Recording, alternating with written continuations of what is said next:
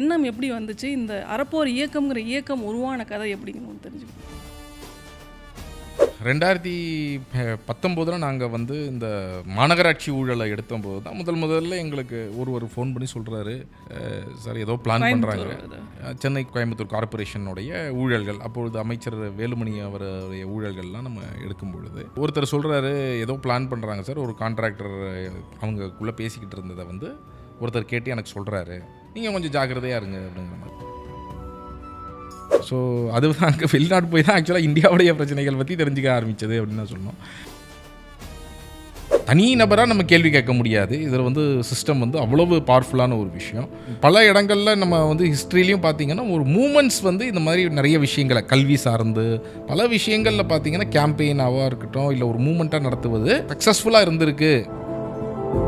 But 2014 நான் கொஞ்சம் ஒரு ஷார்ட் டைம் ஆம் ஆத்மி பார்ட்டியில் அப்போ ஃபார்ம் ஆகிருந்தபோது இருந்தேன். நான் ஆம் ஆத்மி வந்து ஒரு இன்ஸ்பிரேஷனாக இருந்துச்சு அவங்களுக்கு. இல்லை, நம்ம போய் ட்ரை பண்ணி பார்ப்போம். அப்புறம் நாளைக்கு வந்து ட்ரையே பண்ண நல்லவங்கெல்லாம் அரசியலுக்கு வராமல் அப்புறம் வந்து ட்ரையே பண்ணாமல் அப்புறம் கேட்டு போயிடுச்சுன்னு சொல்கிறதுல இவிஎஸ்சிக்கு கண்ணீர் அஞ்சலி செலுத்துறீங்க. சமீபத்தில் அருண் ஐபிஎஸ்க்கு காதல் கடிதம் அனுப்புறீங்க. எப்படி எடுத்துகிட்டு போகிறீங்க? இல்லை சார் மக்கள்கிட்ட ரீச் ஆகணும் அப்படின்னா, இல்லை எதுக்காக இப்படி ஒரு மக்கள் வெளியே வந்து கேள்வி கேட்க ஆரம்பித்தாங்க. மக்களை வந்து நாங்கள் என்ன சொன்னோம்னா, உங்கள் ரோடு தோண்டலைன்னா நீங்கள் வெளியே வந்து கேள்வி கேட்க ஆரம்பிங்க. வில்லிவாக்கத்தில் வெளியே வந்து ரோடை நிப்பாட்டினாங்க, ரோடு போடுறத. முகப்பேரில் வெளியே வந்து ஒரு கேள்வி கேட்டாங்க, எப்படி நீங்கள் வந்து தோண்டாமல் போடுவீங்க அப்படின்னு சொல்லிட்டு பல இடங்கள்ல அந்த கேள்வி கேட்க ஆரம்பித்ததோடைய விளைவு தான் அதை கண்கூடாக பார்த்தோம். நம்ம கேள்வி கேட்கக்கூடிய ஒரு சமூகமாக மாற வேண்டும் அப்படின்னு சொல்லும்போது இந்த விழிப்புணர்வு மக்கள் மத்தியில் நாங்கள் ஏற்படுத்தும் பொழுது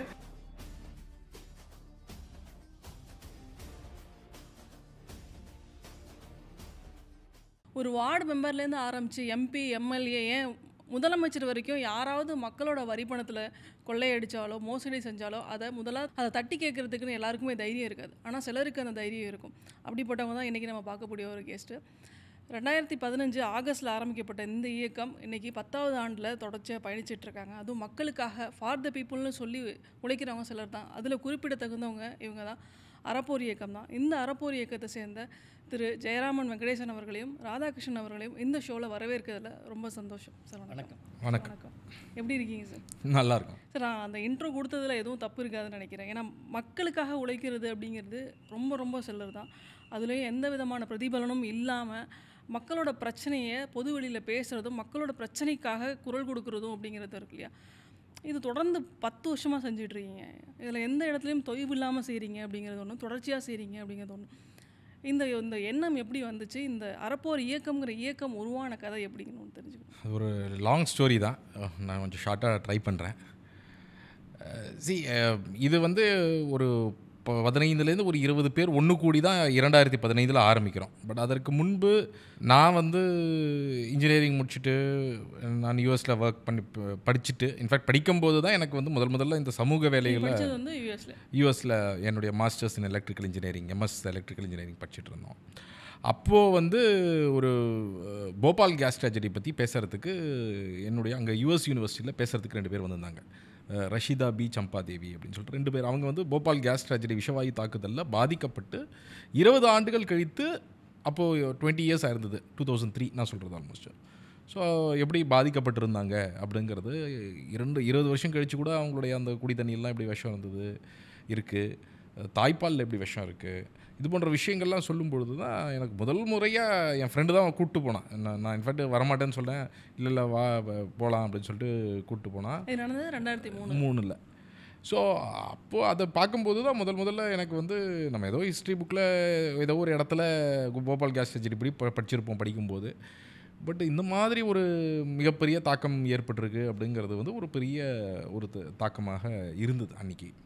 ஸோ நாம் வந்து ஏதோ சரி நம்ம வெளிநாட்டுக்கு வந்திருக்கிறோம், படிக்கிறோம், எல்லாம் ரைட்டு. பட் நம்ம வந்து என்ன செய்ய போகிறோம், இந்த மாதிரி விஷயங்களுக்கெல்லாம் நம்ம இதை பற்றி தெரிஞ்சுக்காமல் கூட இருந்திருக்கிறோமே அப்படின்னு சொல்லிட்டு, அதுதான் எனக்கு ஒரு ஸ்டார்டிங் பாயிண்ட்டு இந்த மாதிரி சமூக பிரச்சனைகள் பற்றி தெரிஞ்சுக்க ஆரம்பிக்கிறது. ஸோ அது தான் அங்கே வெளிநாடு போய் தான் ஆக்சுவலாக இந்தியாவுடைய பிரச்சனைகள் பற்றி தெரிஞ்சுக்க ஆரம்பித்தது அப்படின்னு தான் சொல்லணும். அப்போது நிறையா சமூக ஆர்வலர்களை இந்த மாதிரி பேசுகிறது, இங்கே நடக்கக்கூடிய விஷயங்கள் பற்றி படிக்கிறது, புத்தகங்கள் படிக்க ஆரம்பிக்கிறது. ஸோ இந்த விஷயங்கள்லாம் அதுக்கு பிறகு தான் ஆரம்பிக்குது. அப்போது நான் வந்து ஒரு பாயிண்டில் முடிவு பண்ணிடுறேன், நம்ம இந்தியா வந்து சமூக வேலை நம்மளே செய்ய ஆரம்பிக்கணும் அப்படிங்கிற ஒரு டெசிஷன் வந்து எடுக்கிறேன். தொடர்ந்து இந்த சமூக ஆர்வலர்கள்லாம் பார்க்கும்போது அப்போது நான் வந்து ஒரு 2 வருஷம் கலிஃபோர்னியா வேலை செஞ்சுட்டு 2007 இந்தியா வந்துடுறேன். அதுக்கு பிறகு கல்வி, ரொம்ப முக்கியமாக நிறைய கவர்மெண்ட் ஸ்கூல்ஸில் போயிட்டு எப்படி எளிமையாக சொல்லிக் கொடுக்க முடியும் கணக்கு இதெல்லாம் அப்படிங்கிறதெல்லாம் கொஞ்சம் வருஷம் பண்ணுறேன். விவசாயிகளோட தொடர்ந்து சில வருடங்கள் வேலை பார்க்குறேன். விவசாயத்தோடைய மகசூல் எப்படி அதிகரிக்க முடியும் அப்படிங்கிற மாதிரிலாம் சில வருடங்கள் பண்ணுறேன். பட் இது எல்லாத்துலேயுமே ரொம்ப மிகப்பெரிய பிரச்சனையாக நான் பார்த்தது வந்து ஊழல். அப்போது இவ்வளவு ஊழல்கள் வந்து இப்போ ஒரு சிஇஓ இருக்கிறாரு. ஆனால் அவர் வந்து நம்ம வந்து நீங்கள் வந்து மெத்தடாலஜி இப்படி மாற்றலாம், நீங்கள் வந்து கல்வி இந்த மாதிரி சொல்லிக் கொடுத்தீங்கன்னா இன்னும் சிறப்பாக இருக்கும், நீங்கள் எளிமையாக இப்படி கதை வாசிக்க சொல்லிக் கொடுக்க முடியும் அப்படின்லாம் நம்ம போய் சொல்லும் பொழுது அவருடைய கவனம் எல்லாம் எப்படி ட்ரான்ஸ்ஃபர் போடலாம், அதில் எவ்வளோ பணம் பண்ணலாம் அப்படிங்கிறதுல தான் ஒரு மாவட்ட சிஇஓவுடைய கவனம் வந்து முழுமையாக இருக்கிறது. அப்போது நம்ம வந்து இந்த மாதிரி அதே மாதிரி விவசாயத்துலேயும் பொதுவாக யூஎஸ்லேருந்து நீங்கள் படிச்சுட்டு வந்ததுக்கப்புறம் சரி, இல்லை படித்த இளைஞர்கள் வேலைக்கு போகிறதுப்போ, இல்லை இந்த சமூகம் மீது அக்கறை கொண்ட இளைஞர்கள் உள்ள வரப்போ வளர்ச்சி அப்படி நோக்கி தான் போவாங்க. இப்போ நீங்கள் சொன்ன ஸ்கூலாக இருக்கட்டும், விவசாயத்தில் மகசூல் பெருசு, இந்த ஊழல் அப்படின்னு எடுத்து வரது உள்ளே போகிறதுங்கிறது ஒரு பெரிய விஷயம். அது நம்மளுக்கு ஒரு முன்னாடி உள்ளே போகிறப்போ ஒரு பயத்தை ஏற்படுத்தும் இல்லையா? அது உங்களுக்கு அப்போ இருந்துச்சா? அதான் இந்த பாயிண்டில் தான் எனக்கு வந்து ஒரு பெரிய கொஸ்டின் மார்க்காக இருந்தது. ஏன்னா நான் வந்து இப்போ விவசாயம் பண்ணுறோம், இப்போது கல்வி சார்ந்து இயங்குறோம்னா இதில் வந்து ஊழல் பெரிய ஒரு பிரச்சனையாக இருக்குது எல்லா இடத்துலையுமே. இதை யார் கேள்வி கேட்பாங்க அப்படிங்கிற ஒரு கொஸ்டின். நானும் போய் சில பேருக்கு ட்ரை பண்ணி பார்த்தேன். இந்த மாதிரி கேள்வி கேட்குறவங்க யார் இருக்கிறாங்க அப்படின்னு பார்த்து, இந்த மாதிரிலாம் பிரச்சனை இருக்குது அப்படிங்கிறதெல்லாம். பட் பெருசாக ஒரு இயக்கமாக அந்த மாதிரி ஒரு கேள்வி கேட்கக்கூடிய ஒன்று இல்லை. ஸோ அப்போ தான் நான் வந்து என்ன யோசித்தேன்னா, இது வந்து ஒரு தனி நபராக நம்ம கேள்வி கேட்க முடியாது. இதில் வந்து சிஸ்டம் வந்து அவ்வளவு பவர்ஃபுல்லான ஒரு விஷயம். அண்டு பல இடங்களில் நம்ம வந்து ஹிஸ்ட்ரிலையும் பார்த்திங்கன்னா ஒரு மூமெண்ட்ஸ் வந்து இந்த மாதிரி நிறைய விஷயங்களை கல்வி சார்ந்து பல விஷயங்களில் பார்த்திங்கன்னா கேம்பெயினாக இருக்கட்டும், இல்லை ஒரு மூமெண்ட்டாக நடத்துவது சக்ஸஸ்ஃபுல்லாக இருந்திருக்கு. பல சட்டங்களை மாற்றுவதற்கு, கேள்விகள் கேட்பதற்கு அப்படின்னா அது ரொம்ப அடிப்படையாக அந்த இயக்கமாக இயங்குவது தான் அப்படிங்கிறது தான் எனக்கு ஒரு புரிதல் ஏற்பட்டது. ஸோ அந்த ஒரு அடிப்படையில் தான் காமனாக மிச்ச ஃப்ரெண்ட்ஸு நிறைய பேரை மீட் பண்ணும்போது அவங்களாம் சேர்ந்து தான் நாங்கள் 2015 ஆரம்பிக்கிறோம். இன்ஃபேக்ட் 2014 நான் கொஞ்சம் ஒரு ஷார்ட் டைம் ஆம் ஆத்மி பார்ட்டியில் அப்போ ஃபார்ம் ஆகிருந்தபோது இருந்தேன் நான். ஆம் ஆத்மி வந்து ஒரு இன்ஸ்பிரேஷனாக இருந்துச்சு அவங்களுக்கு? இல்லை, ஆம் ஆத்மியில் வந்து அவங்க பார்ட்டியாக ஃபார்ம் பண்ணும்போது சரி ஊழலை ஒழிப்பதற்கு அப்படின்னு சொல்லும் பொழுது சொல்லி ஆரம்பித்தாங்க. ஸோ அப்போது வந்து அந்த ஒரு பாயிண்ட் ஆஃப் டைமில் ஒரு கொஸ்டின் என்னவாக இருந்ததுன்னா, இந்த ஒரு பிளாட்ஃபார்ம் வந்து ஸ்டார்ட் ஆகுது, அதில் இருக்கக்கூடியவர்கள் நம்ம தெரிந்தவர்கள் நம்ம அழைத்தாங்க. அப்போ வந்து சரி நம்ம போய் ட்ரை பண்ணி பார்ப்போம். அப்புறம் நாளைக்கு வந்து ட்ரையே பண்ண நல்லவங்கள்லாம் அரசியலுக்கு வராமல் அப்புறம் வந்து ட்ரையே பண்ணாமல் அப்புறம் கெட்டு போயிடுச்சுன்னு சொல்கிறது அர்த்தம் என்னன்னு போய் ட்ரை பண்ணி பார்ப்போம். என்னுடைய நோக்கம் வந்து இந்த இஷ்யூஸ், ஊழல் சம்மந்தமான இஷ்யூஸை இந்த பிளாட்ஃபார்மில் எடுக்க முடியுமா. எனக்கு வந்து ரொம்ப இந்த மாதிரி எம்எல்ஏ எம்பி இந்த மாதிரி ஐடியாஸ் கிடையாது. பட் பாயிண்ட் என்னென்னா, ரொம்ப முக்கியமாக இந்த மாதிரி அடிப்படையில் இருக்கிற இஷ்யூஸை நம்ம எடுத்து மாற்றம் கொண்டு வரணும்னா அதற்கு இந்த பிளாட்ஃபார்ம் வந்து சரியாக இருக்குமா அப்படிங்கிறதான் பார்த்தேன். பட் பொலிட்டிக்கல் பார்ட்டியில் இந்த மாதிரி கன்ஸ்ட்ரக்டிவாக ஒர்க் பண்ணுறதுக்கான ஒரு ஸ்பேஸே வந்து கிடையாது. அவங்க அன்றாட இஷ்யூவில் தான், எவ்ரிடே நியூஸ் பேப்பர் இஷ்யூவில் தான் அவங்க ஓடிட்டே இருப்பாங்க. அண்டு ஒவ்வொரு டைம் நம்ம என்ன பார்த்தோம்னா அவங்களுடைய ஐடியாலஜிலேருந்து அவங்க டிவியேட் ஆகிறத நம்ம அந்த ஒரு 6 மாதம் ஒரு வருஷத்துலேயே பார்த்தோம். ஸோ அந்த பாயிண்ட் ஆஃப் டைமில் நான்லாம் வெளியே வந்துட்டு இதை போன்ற சக நண்பர்களான நிறைய பேரை மீட் பண்ணேன்.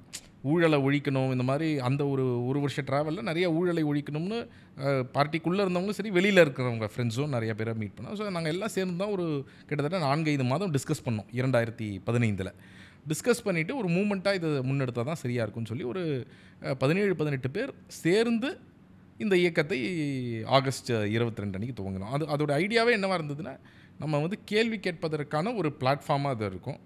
நம்ம தனியாக ஒரு கோல்னு வைக்க வேண்டிய அவசியம் இல்லை. நம்ம அரசியல் சாசனம் நமக்கான கோலை கொடுத்துருக்கு, நீதியும் சமத்துவமும் உள்ள ஒரு சமூகத்தை அமைக்கணும் அப்படின்னு சொல்லிட்டு. அப்போ அந்த மாதிரி ஒரு சமூகத்தை அமைக்கிறதுக்கு நாம் வந்து எப்படி ஒரு இயக்கமாக இயங்கி செய்யலாம். அதில் ஊழல் அப்படிங்கிறது ஒரு பிரதானமான பிரச்சனையாக இருக்கிறதுனால இந்த சமூக நீதிக்காக இருக்கட்டும், இப்போது நீதியுமாக இருக்கட்டும், அதேமாதிரி சமத்துவத்துக்கும் ஊழல் அப்படிங்கிறது ஒரு ரொம்ப அடிப்படையான ஒரு பிரச்சனையாக இருக்கிறதாக பார்த்தோம். ஸோ அதனால் அதில் நம்ம மிகப்பெரிய அளவில் நம்மளுடைய இயக்கம் கவனம் செலுத்தும் அப்படிங்கிற ஒரு புரிதலோடு நாங்கள் எல்லாம் சேர்ந்து ஆரம்பித்தது தான் அறப்போர் இயக்கம். ஸோ ஆரம்ப கட்டத்தில் ஒரு 15 பேர்லேருந்து 20 பேர் சொல்லி ஆரம்பிச்சேன். இன்றைக்கி 10 வருஷம் இந்த இது கடந்து வந்துடுங்க. எவ்வளோ பேர் சார் தன்னார்வலெல்லாம் உங்ககிட்ட இணைஞ்சு வேலை பார்த்துட்ருக்காங்க?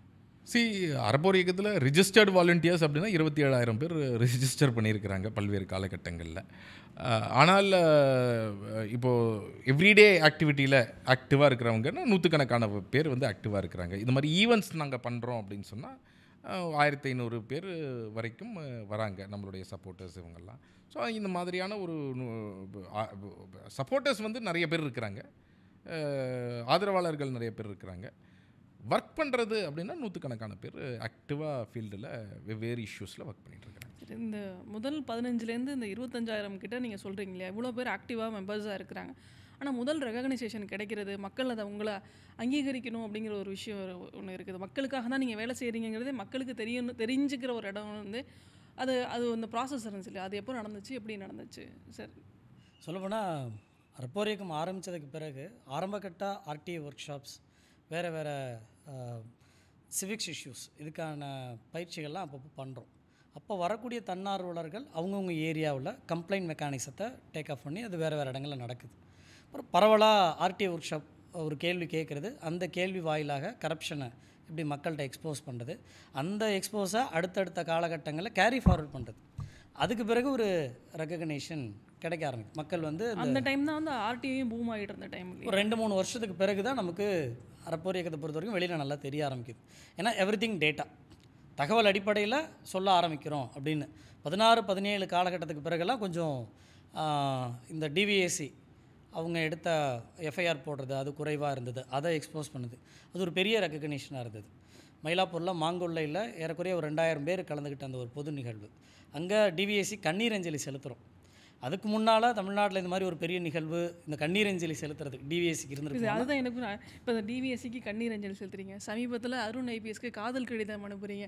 இது என்ன மாதிரியான, இதை எப்படி எடுத்துகிட்டு போகிறீங்க? இல்லை மக்கள்கிட்ட ரீச் ஆகணும் அப்படின்னா, இல்லை எதுக்காக இப்படி ஒரு அடிப்படையில் நம்ம ஒரு மூமெண்ட்டாக இயங்கும் பொழுது நாங்கள் என்ன பார்க்குறோன்னா, நம்மளுடைய ஒரு வேலை வந்து நம்ம பக்கத்தில் இருக்கக்கூடிய, நம்ம வந்து ஒரு நேர்மையாக உண்மையாக இயங்குகிறோம் அப்படின்னு சொன்னால் அது நம்ம பக்கம் மட்டும் தெரிஞ்சால் பத்தாது, அது எதிர்த்தரப்பினரும் அதை வந்து புரிஞ்சுக்கணும். நம்ம வந்து சின்சியராக இந்த கேள்விகளை கேட்குறோம் அப்படிங்கிறத அவர்கள் புரிந்து கொள்ள வேண்டும் அப்படிங்கிறது ரொம்ப முக்கியமான நோக்கம். ஸோ நீங்கள் அவங்க வந்து ஒரு இஷ்யூ நம்ம எழுப்புகிறோம் அப்படின்னு சொன்னால் அது ஒரு மல்டிப்ராங்ட் அப்ரோச்சாக பல வழிகளில் அந்த இஷ்யூவில் இருக்கக்கூடிய நியாயத்தை நம்ம வந்து அவர்களுடைய மத்தியில் எடுத்துகிட்டு போகிறோம் அப்படிங்கிறது தான்.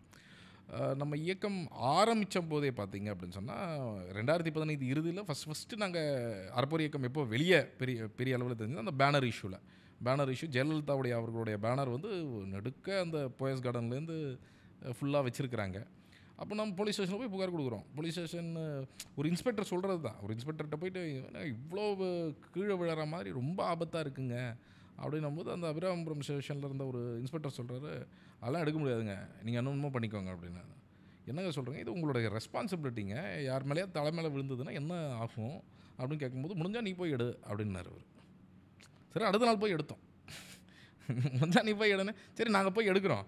அப்போ நீங்கள் ஒரு 3 பேர் தான் போனோம். 3 பேர் போயிட்டு அந்த பேனரை எடுத்து ஓரமாக, ஆபத்தாக இருக்கக்கூடிய ஒரு பேனரை எடுத்து ஓரமாக வைக்கிறோம். அப்போ நம்மளை கைது பண்ணி 10 நாள் ரிமாண்ட் பண்ணாங்க. ஸோ அந்த நேரத்தில் ஒரு மிகப்பெரிய சப்போர்ட் வந்து அறப்போர் இயக்கம் அப்படின்னு ஒன்று இப்படி பண்ணி இந்த விஷயத்தை. ஸோ ஐடியா வந்து நம்மளுடைய இது வந்து நம்ம இந்த பேனரை எடுக்கிறதுனால இப்போ மக்களுக்கு தெரிய வரும் அப்படி கிடையாது. இது ஒரு இஷ்யூடைய அடிப்படை என்ன அப்படின்னா, பேனர் அப்படிங்கிறது ஒரு பர்சனாலிட்டி கல்ட்டை வளர்க்குற ஒரு விஷயமா அவங்க பார்க்குறாங்க. ஆனால் நாம் என்ன பார்க்குறோன்னா, மக்களுக்கு இடையூறாக ஒரு பிளாட்ஃபார்முக்கு நடுவில் இருக்குது. இன்ஃபேக்ட் சில பேர் வீட்டு வாசலில் வச்சிட்டாங்க, வீட்டை விட்டு வெளியே வர முடியல. அது ரொம்ப மோசமாக ஒரு 2 மீட்டருக்கு ஒரு இது சில வருஷங்களில் மரணங்களும் அதனால் நிகழ்ந்திருக்கு. அப்போது இந்த மாதிரியான ஒரு விஷயத்தை வந்து எப்படி நம்ம அட்ரஸ் பண்ண போகிறோம்? அப்போ இது ஒரு நம்ம நீங்கள் எடுக்க வேண்டியவங்க எடுக்கலையா, அப்போ நாங்கள் வந்து சிம்பாலிக்காக எடுக்கிறோம் அப்படின்னு எடுக்கிறோம். ஸோ அந்த மாதிரி நிறைய நேரங்களில் நம்ம வந்து அது சிம்பாலிக்காக அவர்களுக்கு இதை எடுத்துரைக்கிறோம். இப்போ நீங்கள் சமீபத்தில் சொன்ன மாதிரி காதல் கடிதம் அப்படிங்கிறது, நாம் என்ன சொல்ல வந்தோம் அப்படின்னு சொன்னால், நீங்கள் எங்களுக்கு அனுமதி மறுக்கலாம், ஆனால் நீங்கள் வந்து அரசியல் சாசனப்படி தான் நடக்கணும், அதை நாங்கள் உங்களுக்கு ஞாபகப்படுத்துகிறோம். அதற்கு நாங்கள் புக்கோட சேர்த்து கான்ஸ்டியூஷன் ஆஃப் இந்தியா ஒரு புக்கை வந்து நம்ம கமிஷனருக்கு அனுப்புகிறோம். ஸோ இதன் மூலமாக அவங்க சைடில் இப்போ நமக்கு யார் மேலேயும் ஒரு இண்டிவிஜுவல் விருப்பு கிடையாது. நாம் வந்து இந்த சிஸ்டமில் இருக்கக்கூடிய ஊழலை குறைப்பதற்கும் ஒழிப்பதற்கும் அப்புறம் வேலை செய்கிறோம் அப்படின்னும் போது, நாம் வந்து அந்த எமோஷ்னல் பார்ட்டை வந்து எந்த அளவுக்கு தள்ளி வச்சு நாம் வந்து அந்த பக்கத்தில் இருக்கக்கூடியவர்களை இதை ரியலைஸ் பண்ண வச்சு மாற்றத்தை கொண்டு வருவது ரொம்ப ரொம்ப முக்கியமானதாக பார்க்குறோம். சார் இந்த எமோஷனல் பார்ட்டை தள்ளி வைக்கிறீங்கன்னு சொல்லி ஒரு காமன் மேனுக்கும் அரசியல் பக்குவப்பட்ட ஒருத்தருக்கும் இருக்கிற வித்தியாசமாக இதை நம்ம பார்க்கலாம் இல்லையா? எல்லாருக்குமே டக்குன்னு கோவம் வந்துடும், என்ன இப்படி பண்ணுறாங்க அப்படின்னு சொல்லிட்டு. ஆனால் திட்டிட்டு அது அப்படியே உடனே கடந்து போயிடுவாங்க. பட் நீங்கள் அப்படி பண்ணாமல் அந்த பக்குவம் பட்டு உள்ளே வரீங்க இல்லையா? அது நீங்கள் தாண்டி எல்லாரும் அதை ஒத்த கருத்தோடு இருக்கிறதுங்கிறது அது எப்படி சாத்தியப்பட்டுச்சு? அதுக்கு வந்து ஒரு லாங் ப்ராசஸ் நாங்கள் மேற்கொண்டோம். என்னென்னா ஆரம்பத்திலிருந்தே ஒரு அடிப்படையில் நாங்கள் ப்ராக்டிஸ் பண்ணது என்னென்னா, நாம் வந்து ஒரு ஜனநாயகத்தை ஆழப்படுத்தணும் அப்படின்னு சொல்லி இப்போ இதில் வந்திருக்கிறோன்னா, நம்ம அமைப்புக்குள்ளேயும் அந்த ஜனநாயக ரீதியாக முடிவுகள் எடுக்கிறது, ஒவ்வொருத்தரும் உடைய கருத்துக்களை பகிர்ந்து நம்ம வந்து எல்லா கருத்துக்களையும் உள்வாங்கி நம்ம வந்து செயல்பாடுகளை செய்யறது, இதெல்லாம் ரொம்ப முக்கியம்னு நாங்கள் எங்களோட மீட்டிங்கில் கூட பார்த்தீங்கன்னா என்ன பண்ணுவோம்னா, ரவுண்ட் டேபிளில் உட்காருவோம். ரவுண்ட் டேபிளில் உட்காந்து ஒவ்வொருத்தராக அவங்களுடைய கருத்துக்களை ரவுண்ட் டேபிளில் சொல்லுவாங்க. ஸோ ஒவ்வொருத்தருடைய கருத்தும் ஒரு ரெண்டு நிமிஷம் அவங்களுடைய கருத்துக்களை சொல்லுவாங்க. அப்புறம் 2வது ரவுண்டு போவோம். ஸோ இப்போ நீங்கள் ஒரு கருத்து சொல்கிறீங்க, எனக்கு வந்து அந்த கருத்தில் உடன்பாடு இருக்காது, எனக்கு கோபம் வரும். கோபம் வந்து நான் எதிர்கருத்து சொல்கிறேன்னு வச்சுக்கோங்களேன், உடனடியாக எதிர்கருத்து சொல்லுவாங்க. ஆனால் இந்த மாதிரி நீங்கள் ரவுண்ட் டேபிளில் இப்படி போகும்போது அவருக்கு வரத்துக்குள்ளே அவருக்கு அந்த கோபம் அடங்கிடும். அவருக்கு இருக்கக்கூடிய இவர் சொன்ன விஷயத்துக்கு என்ன பதில் அப்படிங்கிறது வந்து வர ஆரம்பிச்சிடும், பக்குவப்பட்டுருவாங்க.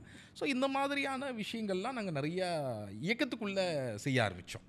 ஸோ இதன் மூலமாக பார்த்தீங்க அப்படின்னு சொன்னால் இந்த 10 ஆண்டுகளில் ஒரு ஒத்த கருத்து ஏற்பட்டிருக்கு. ஏன்னா இந்த மாதிரி நிறைய டிஸ்கஷன் செஞ்சு நம்ம எந்த திசையில் போகிறோம், மாற்று கருத்து என்னெல்லாம் இருக்குது, நம்ம செய்யறது கரெக்டாக இல்லையான்னு ஒவ்வொரு டிஸ்கஷன் வந்து நடந்துகிட்டே இருக்கும். ஸோ இன்று வரை கூட இப்போ அறப்போர் இயக்கம் முன்னெடுக்கிறோம் ஒவ்வொரு இஷ்யூவும் அப்படின்னு சொன்னால் அது பல பேர் இந்த மாதிரி சேர்ந்து முடிவெடுத்து தான் நம்ம வந்து முன்னெடுத்துட்டு போகிறோம்.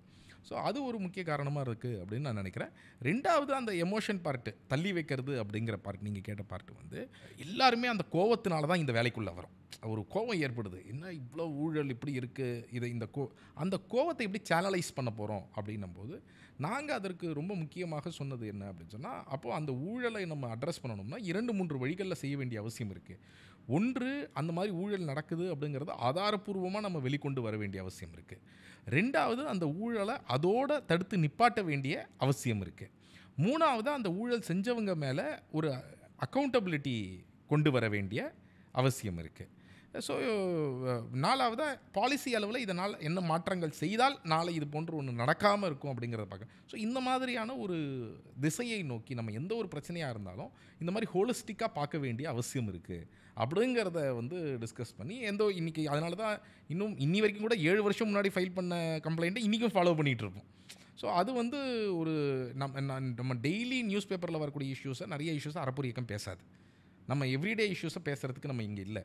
நாம் ஒரு பிரச்சனையை எடுக்கிறோம் அப்படின்னு சொன்னால் அந்த பிரச்சனையை ஆராய்ந்து ஒரு 6 மாதம் 1 வருஷம் ஆனாலும் தகவலை எடுத்து அதற்கு பிறகு ஆதாரபூர்வமாக பேசி அந்த ஊழலை நிப்பாட்டணும் அப்படிங்கிறது தான். அது மாதிரி தான் நம்ம இன்றைக்கி ரேஷன் ஊழலாக இருக்கட்டும், பல ஊழல்களை நிறுத்திருக்கோம் அந்தந்த துறையில் ஒரு நடக்கக்கூடியது அப்படின்னு சொன்னால் அதற்கு காரணம் இந்த தகவலோட அந்த விஷயங்களை வெளிக்கொண்டு வருவது. தகவலுக்கு ஒரு மிக முக்கியம் இருக்குது. நீங்கள் கொடுக்குற புள்ளி விவரமாக இருக்கட்டும், அது நீங்கள் ஏன்னா அப்போ தான் உங்களுக்கான ஒரு க்ரெடிபிலிட்டி அப்படிங்கிறது இருக்கும். நீங்கள் அதை கேஸாக எடுத்துகிட்டு கோர்ட்டுக்கு போனீங்கனாலும் அந்த ஒரு க்ரெடிபிலிட்டி அங்கே நிற்கும். அந்த தகவலுக்கு வந்து மேக்ஸிமம் நீங்கள் பார்க்குறது வந்து ஆர்டிஐலேருந்து தான் வரும் உங்களுக்கு. சப்போஸ் ஆர்டிஐ கிடைக்காத பட்சத்தில், இல்லை இழுத்தடிக்கப்பட்ட பட்சத்தில், இந்த தகவல் எங்ககிட்ட இல்லை அப்படின்னு சொல்லி அலக்கடிக்கப்படுறாங்க அப்படின்னா அந்த மாதிரியான நேரத்தில் நீங்கள் என்ன மாதிரியான விஷயங்கள் அடுத்த விஷயத்துக்கு எடுத்துகிட்டு போவீங்க? கூடுமான வரைக்கும் ஆர்டிஐ போடாமல் வேறு எங்கெல்லாம் கிடைக்கும்ன்றதை முதல்ல சோர்ஸ் பண்ணுவோம். இப்போது அண்ணா யூனிவர்சிட்டி எடுத்துட்டிங்கன்னா அது ஆர்டிஐயில் கிடைக்கல, ஆன்லைன்லேயே இருக்குது டேட்டா. அந்த டேட்டா வந்து ஆர்டிஐ போட்டு டாப் 10 போலி பேராசிரியர் மொத்தம் 253 இடங்களில் சொன்ன அந்த இது எல்லாமே ஆன்லைன்லேயே இருக்குது. அண்ணா யூனிவர்சிட்டியில் வந்து மொத்தம் 460 கல்லூரிகள் தமிழ்நாடு முழுசும் இருக்குது. அண்ணா யூனிவர்சிட்டி தான் வந்து ஒவ்வொரு கல்லூரிகளுக்கும் அஃபிலியேஷன் கொடுக்குறாங்க, இணைப்பு அங்கீகாரம் கொடுக்குறாங்க. அவங்க ஒவ்வொரு வருஷமும் அண்ணா யூனிவர்சிட்டியோட ஸ்டாஃப் போய் இங்கே இவ்வளோ ஸ்டூடெண்ட்டு படிக்கிறாங்க, இங்கே இவ்வளோ கிளாஸ் ரூம் இருக்குது, இவ்வளோ பேராசிரியர்கள் இருக்கிறாங்க பார்த்து எலிஜிபிள் பண்ணுவாங்க. அதுதான் அந்த விவரம். ஆனால் இங்கே என்ன நடக்குதுன்னா, ஒரே பேராசிரியர் 10 இடங்களில் 15 இடங்களில் வேலை செய்கிறதா கணக்கு காண்பிக்கப்படுது. மாணவர்கள் உள்ளார சேரணும், ஏன்னா இத்தனை ஆசிரியர்கள் இருந்தால் தான் இவ்வளோ மாணவர்களுக்கு அட்மிஷன் கிடைக்கும். அப்போ இந்த அஃபிலியேஷன் வாங்கிறதுக்காக பேராசிரியர்கள் இருக்கிறதாக போலியாக கணக்கு காமிக்கிறாங்க. இவங்க வரும்போது ஒரு நாள் அட்டண்டன்ஸ்க்கு வருவாங்க, இத்தனை பேராசிரியர் இங்கே இருக்கிறாங்க, அப்போ இத்தனை ஸ்டூடெண்ட் இங்கே படிக்கலாம் அப்படின்னு கொடுத்துட்டு போயிடுவாங்க. இது அவங்க வெப்சைட்லேயே எவ்ரி இயர் அப்லோட் பண்ணுறாங்க. இது ஒரு ஆரம்பத்தில் இந்த தகவல் வந்து நம்ம அறப்போர் ஆஃபீஸ்க்கு ஒருத்தர் வர்றாரு, அங்கே அறப்போர் மேலே நம்பிக்கை வச்சு இது மாதிரி ஏதாவது இருந்தால் வேலை செய்ய முடியுமா சார் அப்படின்னு சொல்லி அவர் ஒரு ஆதங்கத்தை சொல்லிட்டு போயிட்டார். அப்புறம் இதுக்கப்புறம் நம்ம டீம் உட்காந்து அதை ரிசர்ச் பண்ணுறோம். அண்ணா யூனிவர்சிட்டினா என்ன, அண்ணா யூனிவர்சிட்டி கீழே அஃபிலியேஷன் என்ன, இங்கே பேராசிரியர்கள் எப்படி போலியாக வேலை செய்கிறாங்க, ஏன் இங்கே போலியாக கணக்கு காமிக்கிறாங்க, அப்போ இங்கே வேலைவாய்ப்பு இல்லாமல் இருக்கா, வேலைவாய்ப்பு இருக்கா இல்லை மறுக்கப்பட்டிருக்கா, இதெல்லாம் பார்த்ததுக்கு பிறகு தான் நமக்கு என்ன தெரியுதுன்னா 900 இடங்களில் பேராசிரியர்கள், குறிப்பாக பேராசிரியர்கள் இருப்பதாக கணக்கு காண்பிக்கப்படுது. 300 பேராசிரியர்கள் 900 இடங்களில். அதில் டூப் எடுத்து பார்க்கும்போது, டம்மி எடுத்து பார்க்கும்போது 14,000 இடங்கள் வேக்கண்ட்டாகவே காமிக்குது. அந்த டேட்டா படி இது எல்லாமே ஆன்லைன்லேயே இருக்குது. இப்போ இந்த டேட்டாவை எடுத்ததுக்கு பிறகு வெளிப்படுத்துகிறோம். அதுக்கு பிறகு தான் ஆர்டிஐ போட்டு ஃபாலோ பண்ண ஆரம்பிக்கிறோம். எத்தனை கல்லூரிகள் வந்து நீங்கள் நடவடிக்கை எடுத்துருக்கிறீங்க, இதில் சர்டிஃபிகேட்டை ஏமாத்துனது, ஹாலை ஏமாத்துனது, பேராசிரியர், இதெல்லாம் ஆர்டிஐ அதுக்கப்புறம். பட் ஆர்டிஐ போடாமல் ஆன்லைனில் கிடைக்குமா, வேறு எங்கெல்லாம் தகவல்? அண்ணா யூனிவர்சிட்டி வெப்சைட்லேயே இருக்கிறது. வெப்சைட்லேயே இருக்குது. அண்ணா யூனிவர்சிட்டியில் ஒரு விங்கு வந்து சிஐன்னு இருக்குது. அந்த வெப்சைட்டில் எவ்ரி இயர் அப்லோட் பண்ணும். அதில் பிரச்சனை என்ன ஆச்சுன்னா 2023, 24 நம்ம வெளியிட்டோம். இந்த டேட்டாவையும் நம்ம பேக்கப் எடுத்து வச்சுருக்கோம். இந்த வருஷம் இந்த நிமிஷம் வரைக்கும் 2024, 25க்கு டேட்டா கூட அப்லோட் பண்ணல. ஏன்னா அதில் இன்னும் மோசடி பெரிய அளவில் நடந்திருக்கு. இப்போது ஒரு வகுப்பறையில் 1:20 இருக்கணும். 20 மாணவர்களுக்கு ஒரு பேராசிரியர் அங்கே இருக்கணும். ஆனால் 60 பேராசிரியர் பார்க்கும்போது 3 பேராசிரியர் இருக்கணும் இல்லையா, 60 மாணவர்களுக்கு. ஆனால் 60 மாணவர்களுக்கு ஒரு பேராசிரியர்னு எப்படி சொல்லி கொடுத்துருப்பாரு? இப்போ இன்ஜினியரிங் கல்லூரிகளில் பெயரளவுக்கு தான் கட்டிடங்களாக இருக்குது. அங்கே வாங்கக்கூடிய கமிஷன்ஸ், காசு, இதெல்லாம் நிறைய பிரச்சனைகள். கல்வியோட தரம் குறைஞ்சிருக்கு. இன்னொரு பக்கம் வந்து அங்கே வேலைவாய்ப்பும் மறுக்கப்பட்டிருக்கு. 3 பேராசிரியர் கிடைக்க வேண்டிய இடம் ஒருத்தர் தான் வேலை செய்கிறார். இப்போ இந்த விவரங்களை ஆன்லைனில் எடுத்து தான் வெளியிட்டோம். இப்போ இதுக்கு ஆர்டிஐ பெரிய அளவில் டிபெண்ட் பண்ணலை. இப்போ நம்ம ஒரு ஆர்டிஐ போடுறதுக்கு முன்னால் ஆர்டிஐ இல்லாமல் அந்த டேட்டா கிடைக்கவே கிடைக்காதுனா தான் will move on to RTI. இல்லை, மோசடி செஞ்ச 10 கல்லூரிகளோட பெயர்களை நீங்கள் பட்டியலிட்டு போட்டிருந்தீங்க. அதில் பெரும்பான்மையான கல்லூரிகளில் வந்து முன்னாள் எம்எல்ஏ, இன்னாள் எம்எல்ஏ கண்ட்ரோலில் தான் இருக்குது. அமைச்சர்கள் கல்லூரிகளே இருக்குது. ஆளும் திமுக கட்சியை சேர்ந்த எம்எல்ஏ, எம்பிஸ் கிட்டேயும் அந்த கட்சி இருக்குது. அதுக்கப்புறம் எந்த ரியாக்ஷனும் இல்லையா சார்? அவங்க ஒரு வாரத்துக்குள்ளே விசாரிக்கணும் 3 நம்பர் கமிட்டி போட்டாங்க. அந்த கமிட்டி எந்த நடவடிக்கையும் இது வரைக்கும் டேபிள் பண்ணவே இல்லை. உண்மையாகவே தமிழ்நாட்டு மாணவர்கள் மீது, அது இன்ஜினியரிங் கல்வி மீது, உயர்கல்வித்துறை மீது நம்பிக்கை வச்சுருக்காங்க. மாணவர்கள் நல்லது கொடுக்கணுன்னா இந்நேரம் செஞ்சுருக்கலாம். இப்போது திருச்சியில் பேருந்து நிலையத்தை திறந்து வச்சாங்க, நீங்கள் பார்த்துருப்பீங்க. முதலமைச்சர் பக்கத்தில் யார் இருந்தாருன்னு நினைக்கிறீங்க? தனலட்சுமி சீனிவாசன் கல்லூரியுடைய அவர் தான் இருந்தார். அவர் யார்? அவர் மணச்சநல்லூர் எம்எல்ஏவை பக்கத்தில் வச்சுட்டு தமிழ்நாட்டில் டாப் 1 காலேஜே அங்கே தான். கோஸ்ட் அதிகமாக காமிச்சது, 30 பேருக்கு மேலே கோஸ்ட்டு காமிச்ச செங்கல்பட்டில் இருக்கிற அவரோட அந்த கல்லூரி, அந்த தனலட்சுமி சீனிவாசன் குரூப் ஆஃப், அவங்களுக்கு ஒரு 4-5 கல்லூரி நிறுவனங்கள் இருக்குது. அவரையே பக்கத்தில் வச்சு ஒரு திறக்கிறாருன்னா எப்படி இந்த குழு நடவடிக்கை எடுக்கணும்னு இருக்குல்ல. அப்போ உண்மையாகவே இந்த மக்கள் மீது உங்கள் அக்கறை இருக்க மாதிரியோ, மாணவர்களுக்கு நாங்கள் உயர்கல்வி தரமாக கொடுக்கணும் அப்படின்ற அளவில் இல்லைன்றது நமக்கு வெளிப்படையாக தெரியுது. But even though we are. சரி, இப்போ அதே மாதிரி சின்ன சின்ன ஊழல்கள்லாம் தாண்டி பெருசு 1000 கோடி 2000 கோடி அப்படின்னு பார்க்குறப்பெல்லாம் உங்களுக்கு மலைப்பாக இருக்குமா? அந்த இவ்வளோ ஆதாரத்தை திரட்டி கொடுக்குறப்போவே உங்களுக்கு அந்த கோவம், தள்ளி வச்சுட்டு ஒர்க் பண்ணாலும் என்னடா மக்களோட வரி பணத்தை இவ்வளோ கொள்ளையடிக்கிறாங்க அப்படிங்கிறது, இந்த கட்சி அந்த கட்சின்னு இல்லாமல் பாரபட்சம் இல்லாமல் எல்லாரும் பற்றியும் நீங்கள் எடுத்து வைக்கிறப்போ அந்த ஒரு கோவம், தனி மனித கோவம் உங்களுக்கு உள்ளேருந்து திரும்ப வருமா அப்படின்னு கேட்குறேன். இல்லை, கண்டிப்பாக ஒவ்வொரு நாளுமே அந்த வேலை செய்யும்போது ஒவ்வொன்றையும் பார்க்கும்போது அந்த கோபம் வரதான் வரும். அது அந்த கோபம் வராமல் இருக்காது. அந்த கோபம் வந்து ஒரு ஆழமான ஒரு கோபமாக தொடர்ந்து இருந்துக்கிட்டே இருக்கிறதுனால தான் இந்த வேலையை எங்களால் செய்ய முடியுதுன்னு நான் நினைக்கிறேன். அந்த கோபம் வந்து எப்படி நம்ம ஆக்ஷனாக மாற்றுறோம் அப்படிங்கிறது தான். இன்ஃபேக்ட் நாங்கள் வெளியிட்ட பல ஊழல்கள் பார்த்திங்கன்னா நீங்கள் சொல்ல மாதிரி ஆயிரக்கணக்கான கோடி. இப்போ இந்த ஒரு நிலக்கரியில் இறக்குமதி பண்ணுறது, இன்றைக்கி நம்ம மின்சாரம் ரேட்டெல்லாம் ஏறி போச்சு அப்படின்னு சொல்கிறோம். பட் அந்த ஒரு நிலக்கரியை இறக்குமதி பண்ணதில் அதானி போன்ற ஆட்கள் வந்து எப்படி கிட்டத்தட்ட 3000-4000 கோடி ரூபாய் சர்வசாதாரணமாக அடிச்சுட்டு போயிட்டாங்க அப்படிங்கிறதெல்லாம் பார்க்குறோம். 6000 கிலோகலரி வந்து இறங்கணும், ஆனால் 3500 கிலோகலரி தான் வந்து இறங்குது. தரமில்லாத நிலக்கரியை வந்து இறக்குறாங்க. அதுவும் அவங்க $33 வாங்கிட்டு இங்கே $91 மின்சார வாரியத்துக்கு சப்ளை பண்ணியிருக்கிறாங்க, 3 மடங்கு அதிகமாக. அப்போ இதையெல்லாம் பார்க்கும்பொழுது ஒரு மிகப்பெரிய கோபம் தான் வருது. அது கடந்த ஆட்சியில் நடந்திருக்கிற ஊழலாக இருக்கலாம், ஆனால் இந்த ஆட்சியிலையும் நடவடிக்கை எடுக்க மாட்டேங்கிறாங்க. இனி வரைக்கும் எஃப்ஐஆர் கூட பதிவு செய்ய மாட்டேங்கிறாங்க. ஆனால் நாங்கள் என்ன பார்க்குறோன்னா, இதன் தீர்வு அப்படிங்கிறது தொடர் வேலைகள் மூலமாகத்தான். ஊழலுக்கு கட்சி பேதம்லாம் இல்லை சார்? கட்சி பேதம் கிடையாது. எந்த கட்சியாக இருந்தாலும் நம்ம இந்த வேலையை பொறுத்த வரைக்கும் நாங்கள் என்ன பார்க்குறோன்னா, இது ஏதோ 10-20 ஆண்டுகள் நம்ம வாழ்நாளைக்குள்ளே நம்ம இது இவ்வளோ மிகப்பெரிய சாதனையை படைக்கணும் அப்படிங்கிறதுக்காக நம்ம இது பண்ணல. நான் மீண்டும் சொல்கிறேன், நம்மளுடைய அரசியலமைப்பு சட்டம் 1947 சுதந்திரம் கிடச்சி 1950 அரசியலமைப்பு சட்டம் வரும்போது ஒரு சமத்துவம் உள்ள ஒரு சமூகத்தை அமைக்கணும் அப்படிங்கிறது நமக்கு ஒரு கனவு. இன்றைக்கி இவ்வளோ 75 ஆண்டுகள் அதற்கு பிறகு நம்ம இன்றைக்கி பார்த்தோம் அப்படின்னு சொன்னால், அந்த கனவுல நம்ம எவ்வளோ தூரம் வந்திருக்கிறோம் பார்த்திங்கன்னா ரொம்ப குறைவு தான். இன்றைக்கி நம்ம பேசிகிட்டு இருக்கிற இந்த நேரத்தில் வந்து பாட்டம் 50% மக்கள் இந்தியாவில் வெறும் 6% சொத்தை வைத்திருக்கிறார்கள். அப்போது ஏற்றத்தாழ்வு அப்படிங்கிறது அதிகமாகிட்டே போகுது அப்படிங்கிறத நம்ம பார்க்குறோம்.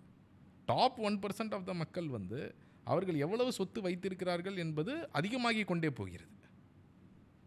அப்போது இந்த மாதிரியான ஒரு நிலை இன்றைக்கி இருக்கிறத வந்து நம்ம தெளிவாக பார்க்குறோம். அப்படி இருக்கும் பொழுது நாம் நம்மளுடைய வேலை அப்படிங்கிறது பல ஆண்டு காலம் நம்ம ஜென்ரேஷனுக்கு அப்புறம் அடுத்த ஜென்ரேஷன் அதை பண்ணணும். அப்போ அந்த மாதிரி தொடர்ந்து ஜனநாயகத்தை ஆழப்படுத்தக்கூடிய அமைப்புகள் வேலை செய்வது ரொம்ப ரொம்ப அவசியம்னு பார்க்குறோம். இன்ஃபேக்ட் இந்த மாதிரி மூமெண்ட்ஸ்னால தான் இன்றைக்கி வந்து நல்ல சட்டங்கள் கூட வந்திருக்கிறதுக்கான காரணம். இப்போ இன்றைக்கி வந்து தமிழ்நாட்டிலே வந்து டெண்டர், ஆன்லைன் டெண்டர் வந்தது அப்படின்னு சொன்னால் நம்மளுடைய தொடர் வேலைகள் ரொம்ப முக்கியமான இருக்கலாம். சாலையை தோண்டி தான் போடணும் அப்படிங்கிறது வந்து நம்மளுடைய தொடர் வேலையுடைய பாலிசி மாற்றங்கள்.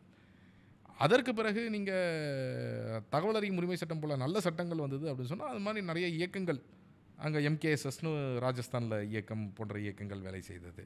லிட்ரஸி மூமெண்ட்லாம் கேரளாவில் வந்து எந்த அளவிற்கு வேலை செய்தார்கள் அப்படிங்கிறது நமக்கு நல்லா தெரியும்.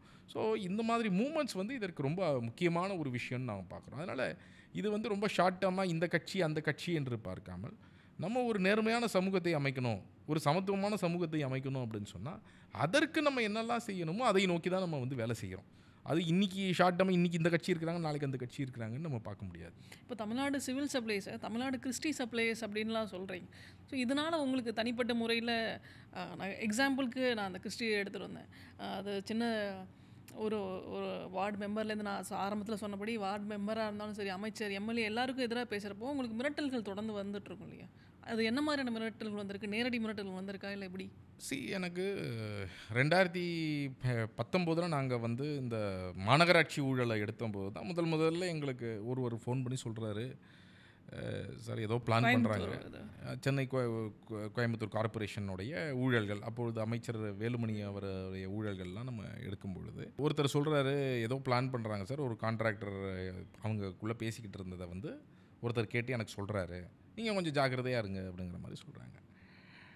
அந்த ஒரே ஒரு கால் தான் எனக்கு ஞாபகத்தில் இருக்குது. இந்த மாதிரி ஒரு இன்னொரு நபரிடமிருந்து வந்த மிரட்டல் அப்படின்னு சொல்லிட்டு, மற்றபடி எனக்கு வந்து நேரடியாக இது வரைக்கும் உன்னை குத்திடுவேன் வெட்டிடுவேன் அப்படின்னு ஒரு கால் கூட வந்தது கிடையாது. ஆனால் மற்ற பல வழிகளில் எங்களுக்கு பலவிதமான வேலைகள் நடந்தது. உதாரணத்துக்கு இப்போ இந்த சென்னை ஊழலை பற்றி நாங்கள் வெளிக்கொண்டு வந்த உடனே ஒரு நீதிமன்றத்தில் போய் ஒரு வழக்கு போடுறோம். வழக்கு நாங்கள் போட்டது ஒரு வழக்கு தான்.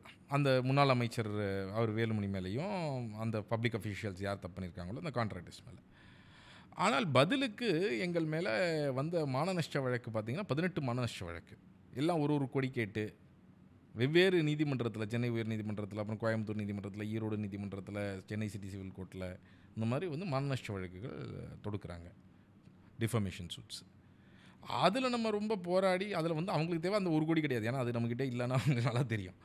அவங்களுக்கு என்ன தேவை அப்படின்னா, நம்ம பேசக்கூடாது, இதை பற்றி பேசக்கூடாது, இந்த ஊழலை பற்றி பேசக்கூடாது அப்படிங்கிறத கேட்டாங்க. ஆனால் அதுக்கு இன்ஃபேக்ட் நம்ம வாலண்டியர்ஸில் அதுதான் வந்து ஒரு பெரிய ஸ்ட்ரென்த்துன்னு நான் பார்க்குறேன். நீங்கள் தனிநபராக வேலை செய்யும் பொழுது ஈஸியாக உங்களை வந்து மிரட்டி உருட்டி பண்ணிட முடியும். நீங்கள் ஒரு இயக்கமாக ஏன் இந்த மிரட்டல்கள் வரல, இல்லை ஏன் வந்து மிரட்டலை அப்படின்னா, கண்டிப்பாக நான் ஒரு தனிநபராகவோ இல்லை ராதாகிருஷ்ணன் ஒரு தனிநபராகவோ இந்த வேலையை செய்திருந்தால் கண்டிப்பாக மிரட்டல் வந்திருக்கும். ஆனால் நீங்கள் ஒரு குழுவாக செயல்படும் போது அவங்களும் யோசிக்கிறாங்க, இவங்க ஒரு குழுவாக இருக்கிறாங்க. நீங்கள் ஒரு இயக்கம் வந்து ஒரு 10 பேர் இருந்தீங்கன்னா, இப்போ ஒருத்தர் பேசுனாங்கன்னா 10 பேருக்கு கேட்கலாம். பட் 10 பேர் பேசுனாங்கன்னா 100 பேருக்கு கேட்காது, 1000 பேருக்கு கேட்கும், இல்லை 1,00,000 பேருக்கு கேட்கும். ஸோ அதுதான் ஒரு எக்ஸ்பொனென்ஷியலாக வந்து ஒரு குழு செயல்படும் போது எக்ஸ்பொனென்ஷியலாக அதோடைய வாய்ஸ் இருக்கும் அப்படிங்கிறதான் நம்ம பார்க்குறோம். அப்போ இந்த மாதிரி நாங்கள் வந்து செய்யும்போது இந்த டிஃபமேஷன் சூட்ஸ் வந்தால் கூட ஒரு நேர்மையான அட்வொகேட் வந்து டாக்டர் சுரேஷ் வந்து நான் வாதாடுறேன் அப்படின்னு சொல்லி வந்து அவர் முன்னெடுத்தார். பல தன்னார்வலர்கள் வந்து டே அண்ட் நைட் எங்களுக்கு 3 வாரத்தில் ஜட்ஜு சொன்னார், 3 வாரத்தில் நீங்கள் எல்லாத்துக்கும் கவுண்டர் ஃபைல் பண்ணணும்னு சொல்லிட்டு. தமிழ்நாடு ஃபுல்லாக எங்கே போட்டிருக்காங்களோ எல்லா இந்த இல்லை இந்த ஹைகோர்ட்டில் ஃபைல் பண்ணது மட்டும் ஒரு 11 வழக்குகள். அது 11 வழக்குகளுக்கு 3 வாரத்தில் ஃபைல் பண்ணோம். ஒவ்வொரு கேஸும் ஒவ்வொரு ஃபேக்ட். அப்போ டே அண்ட் நைட் உட்காந்து நைட்டு ஃபுல்லாக நான் ஏன்னா ஒருத்தர் அவர் ஃப்ரீயாக வாதாடுறாரு நமக்கு அப்படின்னும்போது அவர் மேலே எல்லா லோடையும் நம்ம எடுத்து வைக்க முடியாது. அப்போ நாம தான் எல்லா ஃபேக்ட்டு எல்லாத்தையும் டிராஃப்ட் பண்ணி எல்லாம் நைட்டோட உட்காந்து தைக்கிறதுலேருந்து எல்லாம் வாலண்டியர்ஸ் வந்து நைட்டு இப்போ சாஃப்ட்வேர் வேலையில் இருப்பாங்க.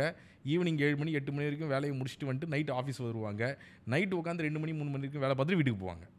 ஸோ அந்த மாதிரி எவ்வளவோ தன்னார்வலர்கள் வெவ்வேறு ஃபீல்டில் ஆட்டோ ஓட்டுறவர் இந்த மாதிரி வெவ்வேறு தளத்தில் இருக்கக்கூடியவர்கள் வந்து சேர்ந்து தான் இந்த மாதிரி ஒரு கவுண்டர் ரெடி பண்ணி ஃபைல் பண்ணோம்.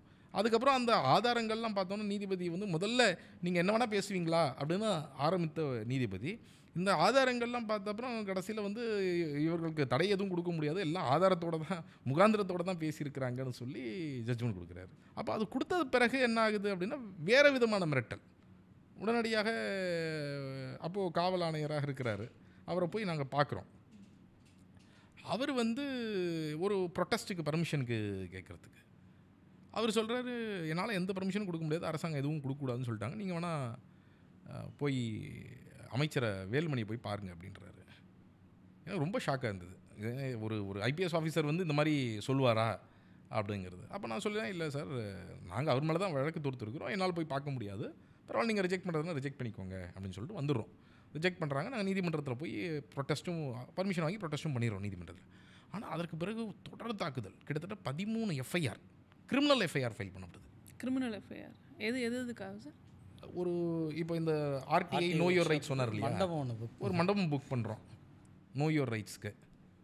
அந்த இன்ஸ்பெக்டர் போய் அந்த மண்டப ஓனரை போய் மிரட்டிடுறாரு, நீங்கள் மண்டபம் இவங்களுக்கு கொடுக்கக்கூடாது அப்படின்னு சொல்லிட்டு. கேன்சல் ஆகுது ஈவெண்ட்டு. அது ஒரு ஃப்ரீ ஈவெண்ட்டு தான், அது ஒன்றும் நாங்கள் நடத்துறது எல்லாமே ஃப்ரீயாக தான். இந்த ஆனால் கேன்சல் ஆன பிறகு அந்த இன்ஸ்பெக்டரு நான் இந்த ஈவெண்ட்டை நடத்தாமல் மக்களை ஏமாற்றிட்டேன்னு எம்எல்ஏ எஃப்ஐஆர் போடுறேன். அந்த ஈவெண்ட்டை மிரட்டி நிப்பாட்டினது அந்த இன்ஸ்பெக்டர். இது ஃப்ரீயான ஒரு ஈவெண்ட்டு. ஸோ எவ்வளவு அபத்தமாக எஃப்ஐஆர்கள் போடப்பட்டது அப்படிங்கிறதுக்கு இது ஒரு உதாரணம். நம்ம லேக்கெல்லாம் ஆடிட் பண்ணுவோம், லேக்கெல்லாம் போய் பார்த்து தன்னார்வலர்கள் போய் லேக்கை பார்க்க போகிறாங்க. அங்கே உடனே அவங்கள கைது செய்து யாரோ கைது செய்திருந்தாங்க, டீடைன் பண்ணிட்டாங்க. ஈவினிங் ஸ்டேஷன் பில்லில் விடுறோன்னு விட்டுட்டாங்க. எஃப்ஐஆர் எங்கன்னா எஃப்ஐஆர் இன்னும் ரெடி ஆகலைங்க, மேலே இருக்கிற அதிகாரிங்க தான் சொல்லுவாங்கன்னாங்க. நான் அந்த இடத்துல கூட இல்லை. 2 நாள் கழிச்சு எஃப்ஐஆரில் பார்த்தா என் பேர் தான் A1. அப்போது அதில் என்ன சொல்கிறாங்கன்னா, யாரோ ஒருத்தர் வந்தாராங்க சீப்போடான்னு அவரை பார்த்து நம்ம தன்னார்வலர் ஒருத்தர் சொன்னதா ஒரு அந்த மாதிரி ஒரு விஷயமே நடக்கலை. கூடும்பொழுதே போலீஸ் அங்கே நின்று கைது பண்ணிடுறாங்க அங்கே லேக்கை பார்க்க. ஸோ இந்த மாதிரியான இப்போது போலீஸ் ஸ்டேஷன் சம்மஞ்சேரி போலீஸ் ஸ்டேஷன் வந்து ஏரியில் கட்டுறாங்கங்கிறது ஆதாரபூர்வமாக நம்ம ஒரு புகார் கொடுத்துருந்தோம். அதற்கு ஒரு எஃப்ஐஆர் நம்ம வந்து கலவரம் தூண்ட ட்ரை பண்ணுறோம் அப்படின்னு சொல்லிட்டு இந்த மாதிரி எஃப்ஐஆர்கள்லாம் போடப்பட்டது. இதுவும் எஃப்ஐஆர் சார் இருக்குது, எத்தனை கேஸ் இருக்குது? அதான் இது போன்ற எங்களுக்கு மேலே மொத்தம் 35 வழக்குகள் போடப்பட்டது. இந்த டிஃபமேஷன் கேஸு, இந்த கிரிமினல் கேஸு எல்லாம் சேர்த்து எல்லா கிரிமினல் வழக்குகளையும் குவாஷ் பண்ணிட்டோம். உயர்நீதிமன்றம் பல வழக்குகளில் வந்து இந்த மாதிரி ஒரு மிஸ்யூஸ் ஆஃப் பவரை நாங்கள் பார்த்ததில்ல, இது என்ன அபத்தமாக இருக்குது அப்படிங்கிறதெல்லாம் ஆர்டர் கொடுத்துருக்குறாங்க. அதே மாதிரி மான நஷ்ட வழக்குகளில் பார்த்திங்கன்னா மொத்தம் 21 மான நஷ்ட வழக்குகளில் 17 மான நஷ்ட வழக்குகள் வின் பண்ணிட்டோம். அது ஃபைனலாக இதுவே வின் பண்ணியாச்சு. 4 வழக்குகள் இன்னும் பெண்டிங்காக இருக்குது, அதுவும் வின் பண்ணுறோன்ற நம்பிக்கை இருக்குது. ஏன்னா நாங்கள் ஒவ்வொன்றும் சொல்லக்கூடிய ஒவ்வொரு விஷயமும் ஆதாரத்தினுடைய அடிப்படையில் தான். இந்த ₹1 கொடுக்க சொன்னது அது வந்து இந்த இதில் தான். இப்போ நான் இந்த லேக் ஆடிட் சொன்னோம் இல்லையா, இப்போது இது பண்ண இடத்துல கூட்டினாங்கன்னு சொல்லி அப்போது நாங்கள் ஒரு ஹியூமன் ரைட்ஸ் கமிஷனில் ஒரு புகார் கொடுத்துருந்தோம். அந்த புகார் வந்து ஹியூமன் ரைட்ஸ் கமிஷனில் விசாரிக்கப்பட்டு ட்ரையல் நடந்து அந்த ட்ரையலில் ப்ரூவ் பண்ணி இந்த மாதிரி பொய்யாக வழக்கு போட்டிருக்கிறாங்க, தவறாக வாலண்டியர்ஸை டிடெயின் பண்ணியிருக்கிறாங்க, இது ஒரு மனித உரிமை மீறல் அப்படின்னு சொல்லிட்டு நான் கேட்டதே அது ₹1 தான் நம்ம வந்து கேட்டிருந்தோம். நீங்கள் சொன்ன மாதிரி காதல் கடிதம் அனுப்புறீங்க அப்படின்ற மாதிரி இதுலேயும் நாங்கள் கேட்டது என்னென்னா, ஏன்னா நமக்கு தேவை இதில் ₹10,000 ₹1,00,000 பணம் கிடையாது. நமக்கு தேவை அவர்கள் செய்தது தவறு என்பது அவங்களுக்கு தெரியணும், மற்ற காவல்துறை அதிகாரிகளுக்கு தெரியணும். இது போன்ற விதி மீறல்களில் வந்து உரிமை மீறல்களில் அவங்க ஈடுபடக்கூடாது அப்படிங்கிறது அவர்களுக்கு புரிய வைக்கணும். அதுதான் அதோடைய ரொம்ப முக்கியமான அடிப்படையாக நம்ம வந்து பார்த்தோம். ஸோ அதில் வந்து இப்போ ஜட்ஜு வந்து ₹1 அந்த இவர்களுடைய மனித உரிமை மீறல் செய்ததற்காக ஆளுக்கு ₹1 கொடுக்க வேண்டும் அப்படின்னு சொல்லி அந்த காவல் ஆய்வாளருக்கும் உதவி ஆய்வாளருக்கும் ஆர்டர் போட்டிருக்கிறாங்க. போனால் அது வந்து மற்ற காவலர்கள் மேலருடைய அழுத்தத்தின் காரணமாக வேறு காரணத்தின்மாக இது மாதிரி மனித உரிமை செயல்பாட்டாளர்கள் மீது எஃப்ஐஆர் போடுறது தடுக்கும். அதுக்கு ஒரு அடையாள ரீதியான ஏன்னா நாங்கள் என்ன சொல்கிறோன்னா, மேலே இருக்கிறவங்க என்ன வேணால் சொல்லலாம். ஆனால் உங்கள் கையில் ஒரு இன்ஸ்பெக்டர் கையில் தான் எஃப்ஐஆர் போடுற அதிகாரம் இருக்குது. ஒரு இன்ஸ்பெக்டர் நினச்சாருன்னா போடாமல் இருக்கலாம். அந்த அழுத்தம் வரப்போ அவராலையும் என்ன செய்ய முடியும் அப்படிங்கிறது அவரோட இடத்துல இருந்து பார்ப்பாரு இல்லையா? அந்த மாதிரி நிறைய இன்ஸ்பெக்டர்ஸ் இருக்கிறாங்க. நான் உங்களுக்கு சொல்கிறேன், எப்படி எங்கள் மேல் 13 எஃப்ஐஆர் போடப்பட்டதோ, உதாரணத்துக்கு ஒரு இன்ஸ்பெக்டர் என்னை கூப்பிட்டார். 13 புகார் என்கிட்ட காமிச்சார். 13 புகார் உங்கள் மேலே வந்திருக்கு. நான் படித்து பார்த்தேன், எதுலேயும் ஒன்றுமே இல்லை. எனக்கு அழுத்தம் இருக்குது, எல்லாம் ப்ரெஷர். அவருக்கும் அவ்வளோ ப்ரெஷர். அந்த காலகட்டத்தில் எப்படி இருந்ததுன்னா, ஒவ்வொரு நாளும் வக்கீல் வந்து உட்காந்துருவாங்க போலீஸ் ஸ்டேஷனில். ஒவ்வொரு போலீஸ் ஸ்டேஷனாக போய் உட்காந்துருவாங்க, எஃப்ஐஆர் போடுன்னு.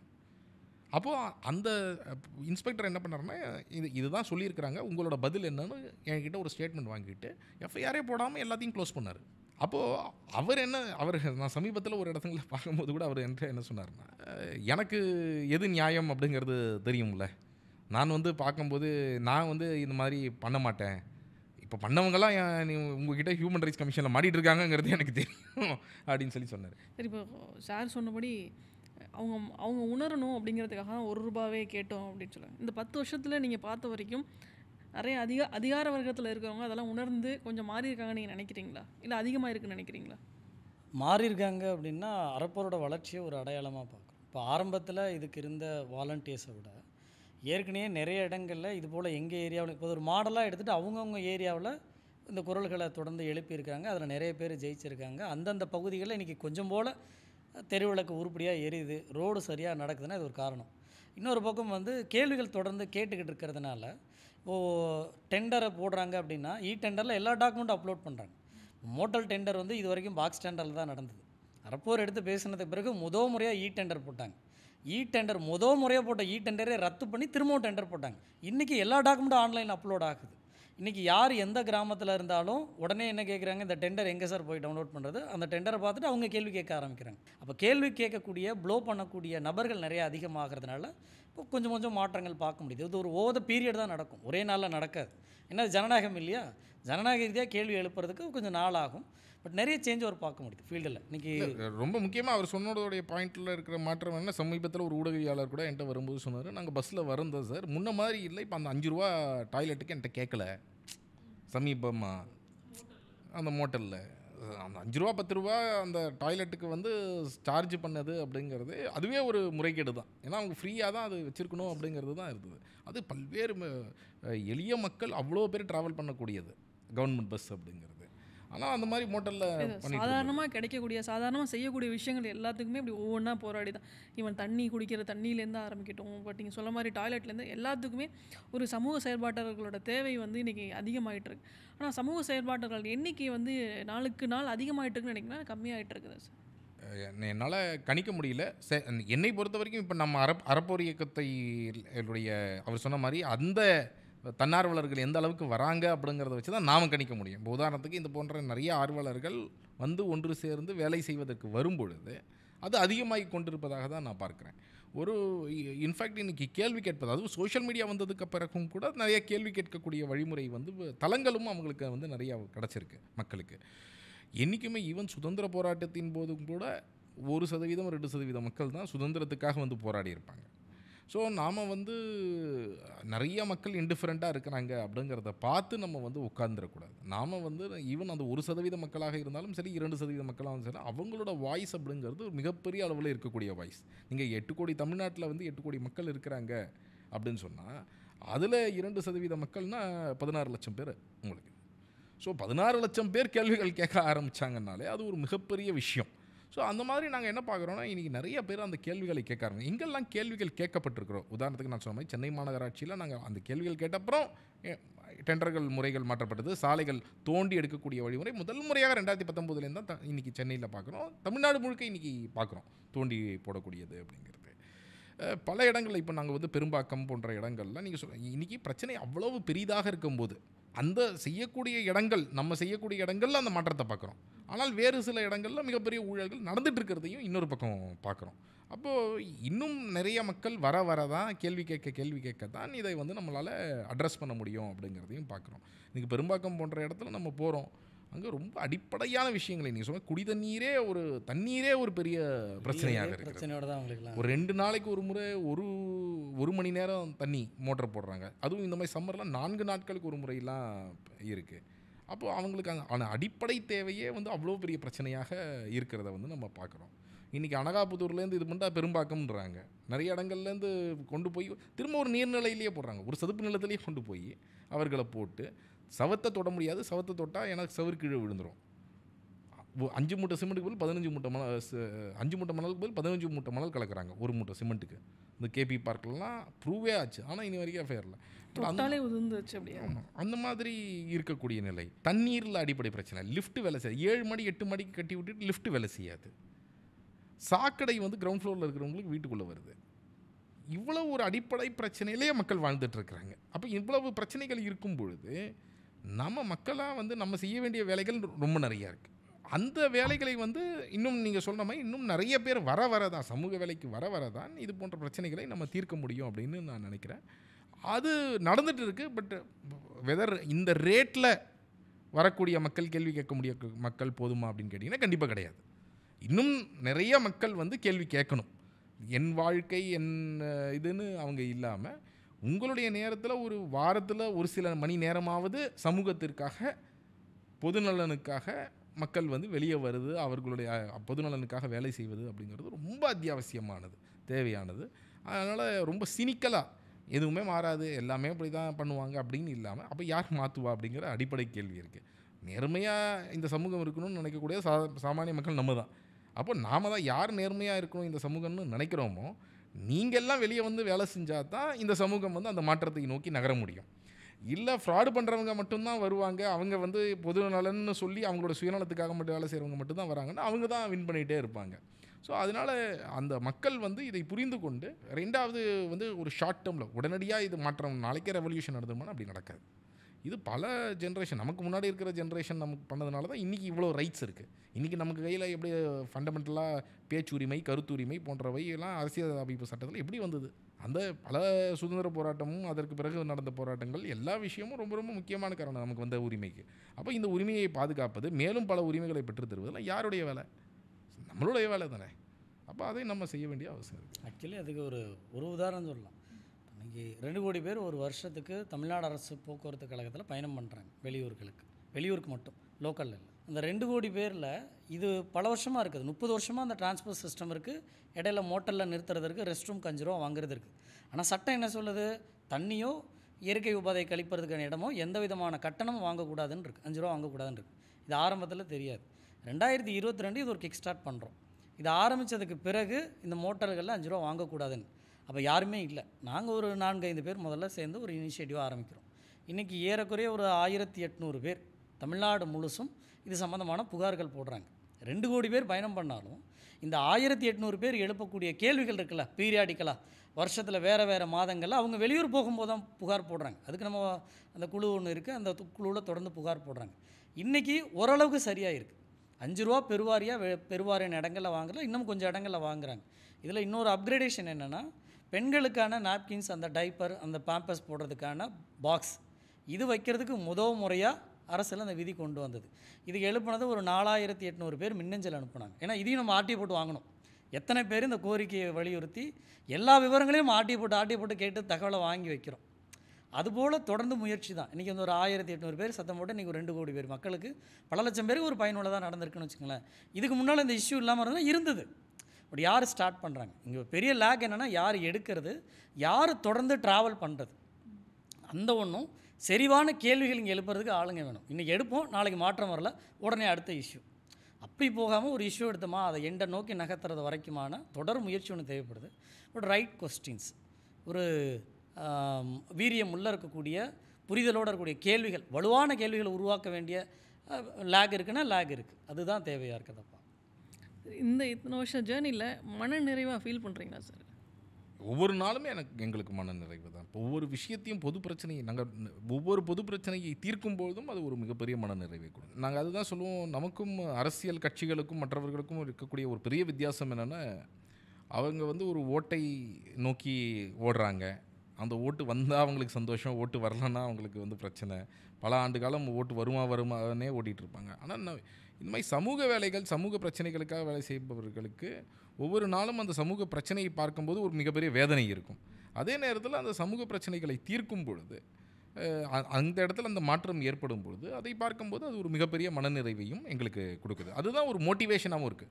ஏன் வாலண்டியர்ஸ் வந்து வராங்க, வேலை செய்கிறாங்கன்னா, அவங்க ஒவ்வொரு அப்பப்போ அந்த போன்ற ஒரு சில சக்ஸஸஸை பார்க்கும்பொழுது அது அவங்கள மோட்டிவேட் பண்ணுது. ஐ திங்க் அந்த மோட்டிவேஷன் வந்து எக்ஸ்ட்ரீம்லி இம்பார்ட்டன்ட் இந்த ஒர்க்கில் அப்படின்னு நான் நினைக்கிறேன். ஸோ அதனால் அந்த மனநிறைவு இருக்குது. இரண்டாவது, நாங்கள் இந்த வேலைக்கு வந்தபோதே நாங்கள் எங்கள் இயக்கத்துக்குள்ளேயும் சொல்லிகிட்டு இருக்கக்கூடிய ஒரு விஷயம்தான், இன்றைக்கி நம்ம ஒரு 10 விஷயம் செஞ்சோன்னா 2 விஷயம் 3 விஷயந்தான் சக்ஸஸ் ஆகும், 7 விஷயம் ஃபெயிலியர் ஆகும்.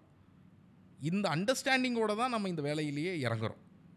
10மே நம்ம செய்கிறது எல்லாமே சரியாயிடும் அப்படின்னா நடக்கிறது நல்லாட்சின்னு அர்த்தம். எல்லாத்தையுமே ரெஸ்பாண்ட் பண்ணி அவங்க சரி பண்ணிடுறாங்க அப்படின்னா அது ஒரு நல்லாட்சி அப்படின்னு நினைக்கிறேன். இன்றைக்கி வந்து அப்படி இல்லை சினாரியோ. அப்போ அப்படி இருக்கும் பொழுது இந்த தொடர் வேலைகள் மூலமாக தான் ஸோ அந்த ஃபெயிலியரும் இருக்கும், அந்த ஃபெயிலியர் அக்செப்ட் பண்ணிக்கணும் அப்படிங்கிறதும் நம்ம தொடர்ந்து சொல்லிகிட்டு இருக்கிற விஷயந்தான்.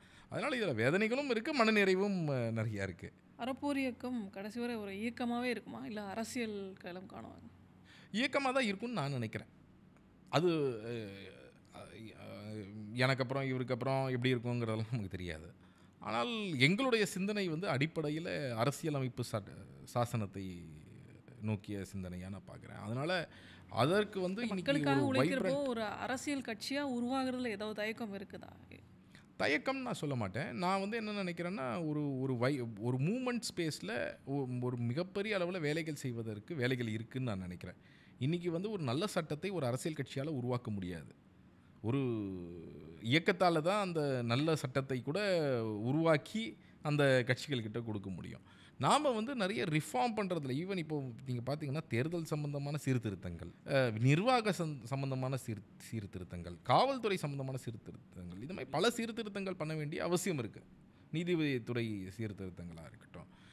ஸோ நீங்கள் தேர்தல் சீர்திருத்தங்கள் செஞ்சீங்கன்னா நாம தான் போய் நிற்கணும்னு அவசியம் கிடையாது. இன்றைக்கி வந்து பணபலம் உள்ளவர்களோ இல்லை மற்றவர்களோ தான் ஜெயிக்க முடியும் அப்படிங்கிறது ஒரு நிதர்சனமானது. பட் ஈவன் ஒரு சீர்திருத்தம் செய்தால் கூட மற்றவர்கள் போய் நாம் மட்டும்தான் நல்லவர்களா, இல்லை நாம் மட்டும்தான் யோகியரா? இல்லை, உலகத்தில் அவ்வளோ பேர் இருக்கிறாங்க, இந்தியாவில் அவ்வளோ பேர் இருக்கிறாங்க நல்லவர்கள். ஸோ அவங்க போய் நிற்க முடியும். அறப்போர் வந்து நமக்கான ஸ்பேஸாக நாங்கள் என்ன பார்க்குறோம் அப்படின்னு சொன்னால், நாம் வந்து ஒரு மூமெண்ட் ஸ்பேஸில் வந்து ரொம்ப நிறைய ஒரு வைப்ரண்ட் சிவில் சொசைட்டியை உருவாக்குறது அப்படிங்கிறது இருக்கு இல்லையா? ஒரு கேள்வி கேட்கக்கூடிய ஒரு சமூகத்தை உருவாக்குவது, தகவலுடன் அவங்கள வந்து தயார் செய்து ஒரு கேள்வி கேட்கக்கூடிய ஒரு சமூகத்தை நம்ம உருவாக்கிட்டோம், வைப்ரண்ட் சிவில் சொசைட்டியை உருவாக்கிட்டோம்னு சொன்னால் அதுதான் மிக மிக அடிப்படையானது ஜனநாயகத்துக்குன்னு பார்க்குறோம். அதற்கு பிறகு உள்ளாட்சியில் அந்த கேள்வி கேட்கக்கூடியவர்கள் உள்ளாட்சியில் வருவாங்க, கேள்வி கேட்கக்கூடியவர்கள் எம்எல்ஏவா நாளைக்கு நிற்பாங்க, எவ்வளவோ பேர் அதை செய்யலாம். அது அறப்போர் இயக்கம் தான் செய்யணும்னு அவசியம் இல்லைன்னு நான் நினைக்கிறேன். சரி, இப்போது இந்த 10 இயர்ஸில் நீங்கள் பார்த்த ஊழல்களை டாப் 10 பட்டியலிடணும்னா அந்த ஊழல்கள் 10லேருந்து கவுண்ட் பண்ணீங்க, எதாவது பண்ணுவீங்க சார்? நீங்கள் அண்ணா யூனிவர்சிட்டி சொல்லலாம். டாப் 10னா நிலக்கரி. ஸோ நிலக்கரி ஊழல் முதல்ல இடத்துல வச்சுருக்கேன் சொல்லி எல்லாமே நிறைய இருக்குது. நாங்கள் அந்த மாதிரி ஆர்டர் யோசிக்கல. பட் வந்து தனியாரிடம் இருந்து மின்சாரம் வாங்கிய ஊழல் தான் இருக்கிறதுலே மிகப்பெரிய ஊழல். கிட்டத்தட்ட 54,000 கோடி ரூபாய்க்கான ஊழல் மின்சார வாரியத்தில். அது வந்து நம்ம மின்சார வாரியத்தையே காலி பண்ணிடுச்சு அப்படின்னு சொல்லலாம். இன்றைக்கி ஒரு 1.5 லட்சம் 2 லட்சம் கோடி கடனில் இருக்காங்கன்னா அதுக்கு ரொம்ப முக்கியமான காரணம் இந்த ஊழல் தான் அப்படின்னு சொல்லலாம். ஏன்னா நார்த் இந்தியாவுக்கும் சவுத் இந்தியாவுக்கும் ஒரு கிரிட் கனெக்டிவிட்டியே இல்லாத பொழுது நம்ம தமிழ்நாடோடலாம் அந்த கிரிட் கனெக்டிவிட்டி ஏற்பட்டுருச்சுன்னா யூனிட்டோடைய ரேட்டு 4 ரூபாயிலேருந்து 2 ரூபாய்க்கு குறைஞ்சிரும்ங்கிறது அரசுக்கு நல்லா தெரியும்.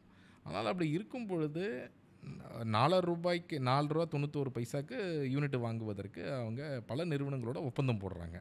அந்த ஒப்பந்தத்தில் என்ன சொல்கிறாங்கன்னா 5 மாதத்துக்குள்ளே நீங்கள் மின்சாரம் சப்ளை பண்ண ஆரம்பிக்கணும்னு சொல்கிறாங்க.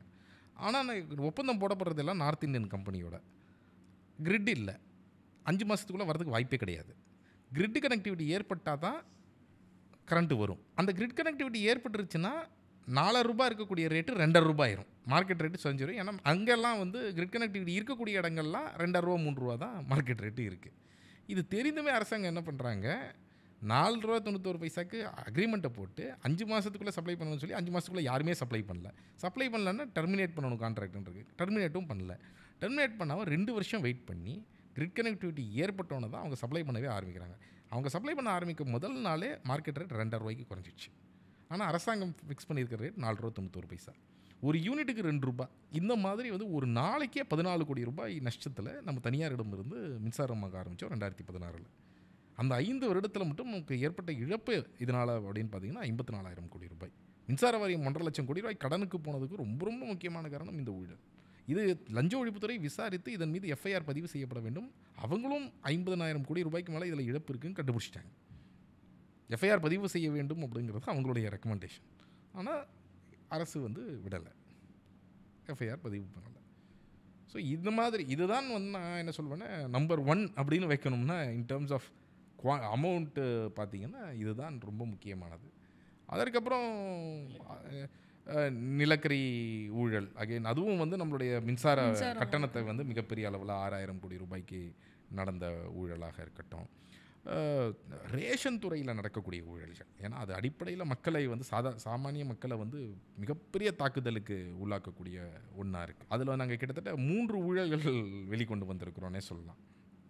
ஸோ 2,000 கோடி ரூபாய்க்கு பருப்பு பாமாயில் இந்த கொள்முதலில் இப்படி அந்த கிறிஸ்டிங்கிற ஒரு நிறுவனத்துக்கு மட்டும் டெண்டர் போடுறதுக்காக பல நிறுவனங்களை வெளியே தள்ளிட்டு செஞ்சுருக்கிறது. ஸோ இந்த ஊழலில் வந்து இன்று வரை மீண்டும் எஃப்ஐஆர் இல்லை, நீதிமன்றத்துக்கு போயிருக்கிறோம், நீதிபதி இப்படியே கேட்டார். இப்போ இதை விட ஆதாரம் உங்களுக்கு என்ன கொடுக்க முடியும்? அவங்க ஸ்பூன் ஃபீடே பண்ணிட்டாங்களே, என்ன பண்ணுறீங்க அப்படின்னு லஞ்ச ஒழிப்புத்துறை கேட்டாங்க. இப்போது அதில் ஒரு கண்டெம்ட் ஃபைல் பண்ணுறோம். ஸோ அந்த மாதிரி நிறைய விஷயங்கள் வந்து சென்னை மாநகராட்சி ஊழல் வந்து இன்னொரு எங்களுக்கு வந்து ஒரு நெருக்கமான ஒரு விஷயம்னு நான் சொல்லலாம். ஏன்னா வந்து அதிலெல்லாம் நாங்கள் என்ன பண்ணுறோன்னா மக்கள் மத்தியில் அது ஒரு மிகப்பெரிய விழிப்புணர்வை ஏற்படுத்தி மக்கள் வெளியே வந்து கேள்வி கேட்க ஆரம்பித்தாங்க. மக்களை வந்து நாங்கள் என்ன சொன்னோன்னா, உங்கள் ரோடு தோண்டலைன்னா நீங்கள் வெளியே வந்து கேள்வி கேட்க ஆரம்பிங்க. வில்லிவாக்கத்தில் வெளியே வந்து ரோடை நிப்பாட்டினாங்க, ரோடு போடுறத. முகப்பேரில் வெளியே வந்து ஒரு கேள்வி கேட்டாங்க, எப்படி நீங்கள் வந்து தோண்டாமல் போடுவீங்க அப்படின்னு சொல்லிட்டு பல இடங்களில் அந்த கேள்வி கேட்க ஆரம்பித்ததோடைய விளைவு தான் அதை கண்கூடாக பார்த்தோம். நம்ம கேள்வி கேட்கக்கூடிய ஒரு சமூகமாக மாற வேண்டும் அப்படின்னு சொல்லும்போது இந்த விழிப்புணர்வை மக்கள் மத்தியில் நாங்கள் ஏற்படுத்தும் பொழுது பல இடங்கள்லேருந்து மக்கள் வந்து அந்த ரோட்டுக்கு வந்து அந்த கேள்விகளை கேட்டாங்க. பார்த்தீங்கன்னா அதோடைய விளைவு தான் 2019 முதல் முறையாக தோண்டி போட வேண்டிய கட்டாயம் ஏற்படுது. மாநகராட்சி போடணுன்ற எண்ணம் கிடையாது, ஆனால் அவங்களுக்கு பல இடங்கள்லேருந்து இப்படி கேள்விகள் ஒவ்வொரு நாளும் வரும் பொழுது அந்த ஒரு பாயிண்டில் கமிஷனர் இஸ் ஃபோர்ஸ்ட், இதுக்கப்புறம் நீங்கள் தோண்டாமல் போடாதீங்க அப்படிங்கிற ஒரு ஆர்டர் வந்து பாஸ் பண்ணப்படுது. 2021 இறையன்பு அவர் சீஃப் செக்ரட்டரியாக வந்தபோது தமிழ்நாடு முழுக்க அந்த ஆர்டர் வந்து பாஸ் செய்யப்பட்டது. ஸோ அதெல்லாம் வந்து ஒரு பக்கம் அந்த ஊழலை அந்த நேரத்தில் நிற்பாட்டிருக்கணும். இன்னும் அக்கௌண்டபிலிட்டியில் ப்ராப்ளம் இருக்குது. அதில் எஃப்ஐஆர் போடப்பட்டு இப்போ குற்றப்பத்திரிகை தயாராக இருக்குது, முன்னாள் அமைச்சர் முதல் மற்றவர்கள் வரை. ஆனால் அதில் குற்றப்பத்திரிகை தாக்கல் செய்யாமல் இருக்கிறாங்க. அதற்கு ஒரு அழுத்தம் இருக்கிறது. அப்போது அதிமுக ஊழலாக இருக்கலாம், ஆனால் திமுக அரசில் நம்ம கண்டெம்ட் போய் கண்டெம்ட் மேலே கண்டெம்ட்டுக்கு போயிருக்கிறோம் இப்போது. அந்த மாதிரி அப்புறம் குவாரி, இன்றைக்கி குவாரி ஊழல்கள் மிகப்பெரிய ஊழல். இப்போ திமுக அரசில் நடந்துகிட்ருக்கிற அந்த ஊழல் வந்து மிகப்பெரிய அளவில் மக்களை பாதிக்கக்கூடிய ஒரு ஊழலாக இருக்குது. எல்லாம் கேரளாவுக்கு வந்து அங்கே விழிஞ்சம் போர்ட்டுக்கு அதானிக்காக போகுது அப்படின்றாங்க. ஆனால் இதில் ரொம்ப முக்கியமாக என்னென்னா 5 மடங்கு 6 மடங்கு திருநெல்வேலியை வெட்டி எடுக்கக்கூடிய ஒரு வேலை வந்து நடந்துகிட்ருக்கு. இதையும் ஆதாரப்பூர்வமாக வெளிக்கொண்டு வந்திருக்கிறோம். எப்படி இதனால் 700 கோடி ரூபாய் இழப்பு திருநெல்வேலி மாவட்டத்தில் மட்டும் ஏற்பட்டிருக்கு அப்படிங்கிறது. அந்த மாதிரி அண்ணா யூனிவர்சிட்டி பேராசிரியர்கள் ஊழல் ஒரு முக்கியமான அது. இந்த மாதிரி மோட்டல் ஊழல்கள், அவர் சொன்ன மாதிரி லட்சக்கணக்கான மக்கள் பயன்படுத்தக்கூடிய பேருந்து, சில ஊழல்களுடைய குவான்டிட்டி கம்மியாக இருக்கலாம், அதோடைய அமௌண்ட்டு ஆஃப் லாஸ் வந்து கம்மியாக இருக்கலாம். ஆனால் நீங்கள் இப்போ லட்சக்கணக்கான மக்களை அது பயன்படுத்தக்கூடிய ஒரு விஷயம்னு பார்க்கும் பொழுது அந்த மாற்றம் வந்து அதில் ஏற்படக்கூடிய மாற்றம் வந்து நேரடியாக அவர்களை போய் ரீச் ஆகுது அப்படிங்கிறதையும் நம்ம பார்க்குறோம். ஸோ இது எல்லாமே நம்ம வெளிக்கொண்டு வந்ததில் ஒரு முக்கியமான விஷயங்கள். அதை சார், நம்மளோட அரசாங்கம் சமூக நீதிக்கு கொடுக்குற முக்கியத்துவத்தை சிவிக் இஷ்யூஸ்க்கு கொடுக்குறது இல்லைன்னு நினைக்கிறீங்களா? சமூக நீதி கொடுக்குறாங்கங்கும் போது கொஞ்சம் யோசனையாக தான் இருக்குது. இல்லை முக்கியத்துவமாக நான் சொல்கிறேன். அதாங்க, அதுக்கு கொடுக்குற முக்கியத்துவமே இன்றைக்கி பெரிய கேள்விக்குறியாக தான் இருக்குது. கடைநிலை மக்கள் வாழக்கூடிய விளிம்புநிலை மக்கள் வாழக்கூடிய அந்த மக்களுக்கு அன்றாடம் குடிக்கிறதுக்கு தண்ணி கூட கொடுக்குறோன்னா இவங்க என்ன சமூக நீதி பண்ணுறாங்க? மயானம் பற்றி ஆய்வு செஞ்சோம். சமூக நீதியில் ஒரு போர்வையில் சொன்னாங்க, இது மாதிரி சமத்துவ மயானம் அப்படின்னு சொல்லி 66 மயானங்கள் ஆர்டிஐ போட்டு டேட்டா வாங்கணும். அதில் ஒரு 20க்கும் மேற்பட்ட மயானங்களை நேரடியாக கலாய்வு செய்கிறோம். அதில் ஒரு மயானத்துக்குள்ளே ஒரு ஊரில் கூட ஒரு மயானம் இல்லை, ஒவ்வொரு ஊர்லேயும் 2, 4 இருக்குது. ஆனால் பெயரளவுக்கு சமத்துவ மயானங்கள்லாம் ஊருக்கு ஒரே மயானம் இருக்குது, அந்த ஊர் சிறப்பாக இருக்குது, அதுக்காக தான் கொடுக்குறேன்றாங்க. அதுக்காக 10 லட்ச ரூபா பணம் கொடுக்குறாங்க. 10 லட்ச ரூபா பணம் பஞ்சாயத்துக்கு. அந்த பஞ்சாயத்துக்கு, ஏன்னா அந்த பஞ்சாயத்தில் ஒரே ஒரு மயானம் தான் இருக்குது. எந்த சமுதாய பிரிவுனாலும் அங்கே ஒரு இடத்துல தான் அந்த இறுதி மரியாதை நடக்கும் அப்படின்றதுக்காக அதை கொடுக்குறாங்க. அப்போது ஒரு இடத்துல கூட செயல்பாட்டில் இல்லை. ஒரே ஒரு இடத்துல ஈரோடு கோணமூலைன்ற ஒரு இடத்துல பக்கத்தில் இருக்கக்கூடிய மின் மயானத்தில் தான் அந்த கிராம மக்கள்லாம் கொண்டு வந்து எரிக்கிறாங்களே தவிர, மற்ற கிராமங்களில் எல்லா இடங்கள்லையும் ஒரு மயானத்தில் துண்டு துண்டாக மயானத்துக்குள்ளேயே காம்பவுண்டுக்குள்ளேயே வேறு வேறு இடம், இல்லைன்னா ஊருக்குள்ளேயே 4 மயானமாக தனித்தனியாக கட்டி வச்சுருக்காங்க. இதில் என்ன சமூக நீதி அவங்க கவனம் கொடுத்துட்டாங்கன்னு தெரியலை.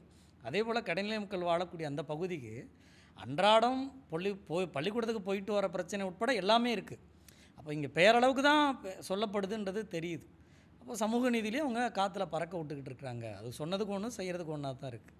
சமூக நீதி என்பது வெறும் ஒரு பிஆர் ஒர்க் மட்டும்தான். அடிப்படையில் பார்த்தீங்க அப்படின்னு சொன்னால் ஒரு மிகப்பெரிய சமூக அநீதி இருக்கிறதா தான் பார்க்குறோம். அதனால தான் இன்ஃபேக்ட் அறப்போர் இயக்கத்திலே நாங்கள் தொடர்ந்து இருக்கக்கூடிய டிஸ்கஷன்ஸ் என்னென்னா, அடுத்த 10 ஆண்டுகளில் நம்ம மேஜராக இது போன்ற பெரும்பாக்கம், கண்ணகி நகர், இது போன்ற மிக ஏழ்மையில் இருக்கக்கூடியவர்கள் அவர்கள் ஃபேஸ் பண்ணக்கூடிய அநீதிகள், இந்த போன்ற ஊழல்கள், அந்த இடத்துல நடக்கக்கூடிய ஊழல்கள் மாதிரி வேறு எங்கேயுமே கிடையாது. ஊழல்கள் இன்றைக்கி மிகப்பெரிய தாக்கத்தை யாருக்கு மேலே ஏற்படுத்துதுன்னா ஏழ்மையில் இருக்கிறவங்க தான். ஒன்றும் இல்லைங்க, இன்றைக்கி அரசு நினச்சா செய்யக்கூடிய இடத்துல தான் இருக்குது, எல்லாருக்குமே செய்யலாம். ஆனால் இதே கேபி பார்க்கு போல் அரசு ஊழியர்களுக்கும் கட்டடம் கட்டுறாங்க. இது ஸ்கொயர் ஃபீட்டுக்கு 2500 அப்போது கட்டுற காலத்தில். இன்றைக்கி சென்னையில் நார்மலாக நல்ல பங்களாக்கள் இருக்க வேண்டிய மக்கள், அந்த மக்களை கொண்டு போய் அந்த இடத்துல போட்டு வச்சுருக்காங்க. அதே போல் வேறு இந்த திடீர் நகர் பாருங்கள், பல வருஷமாக சாலையிலேயே தங்கியிருக்கிறாங்க.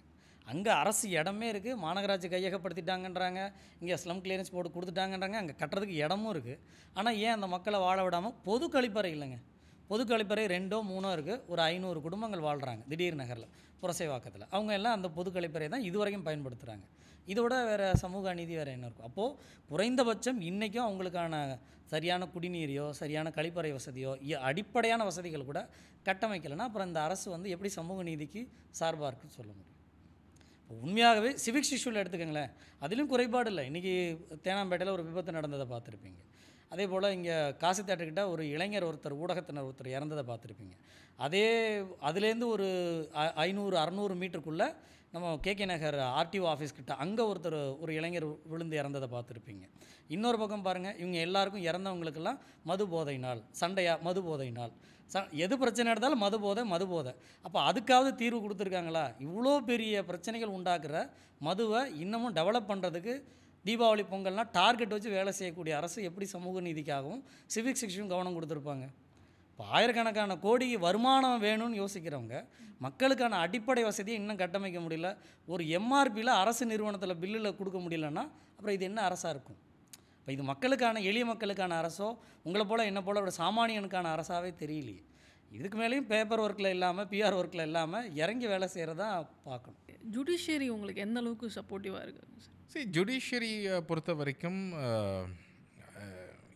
இட் ஹாஸ் ஒரு நம்பிக்கை கடைசி நம்பிக்கை அப்படின்னு நம்ம நீதிமன்றத்துக்கு தான் போக வேண்டிய ஒரு சூழ்நிலை இருக்குது. நீதித்துறையில் இது வரைக்கும் நம்ம பல வழக்குகளை வின் பண்ணியிருக்கிறோம். நான் சொன்ன மாதிரி ஏற்கனவே மனநஷ்ட வழக்குகள் நிறைய வின் பண்ணியிருக்கிறோம். நம்மளுடைய கிரிமினல் கேஸஸ் ஸ்குவாஷ் ஆகிருக்கு. நம்ம போட்ட வழக்குகள் மீது எஃப்ஐஆர் பதிவு பண்ண டைரக்ஷன்ஸ் பதிவு செய்யப்பட்டிருக்கு. ஸோ ஒரு நீதிபதி சமீபத்தில் அறப்போர் இயக்கம் இது போன்ற எந்த ஒரு புகார் கொடுத்தாலும் ஆதாரத்தோடு தான் அவங்க டீட்டெயில்டாக கொடுக்குறாங்க அப்படின்னு சொல்லி ஒரு பாராட்டுதலே தெரிவித்தது நடந்தது. ஸோ இது போன்ற விஷயங்கள்லாம் கண்டிப்பாக நடந்திருக்கிறது.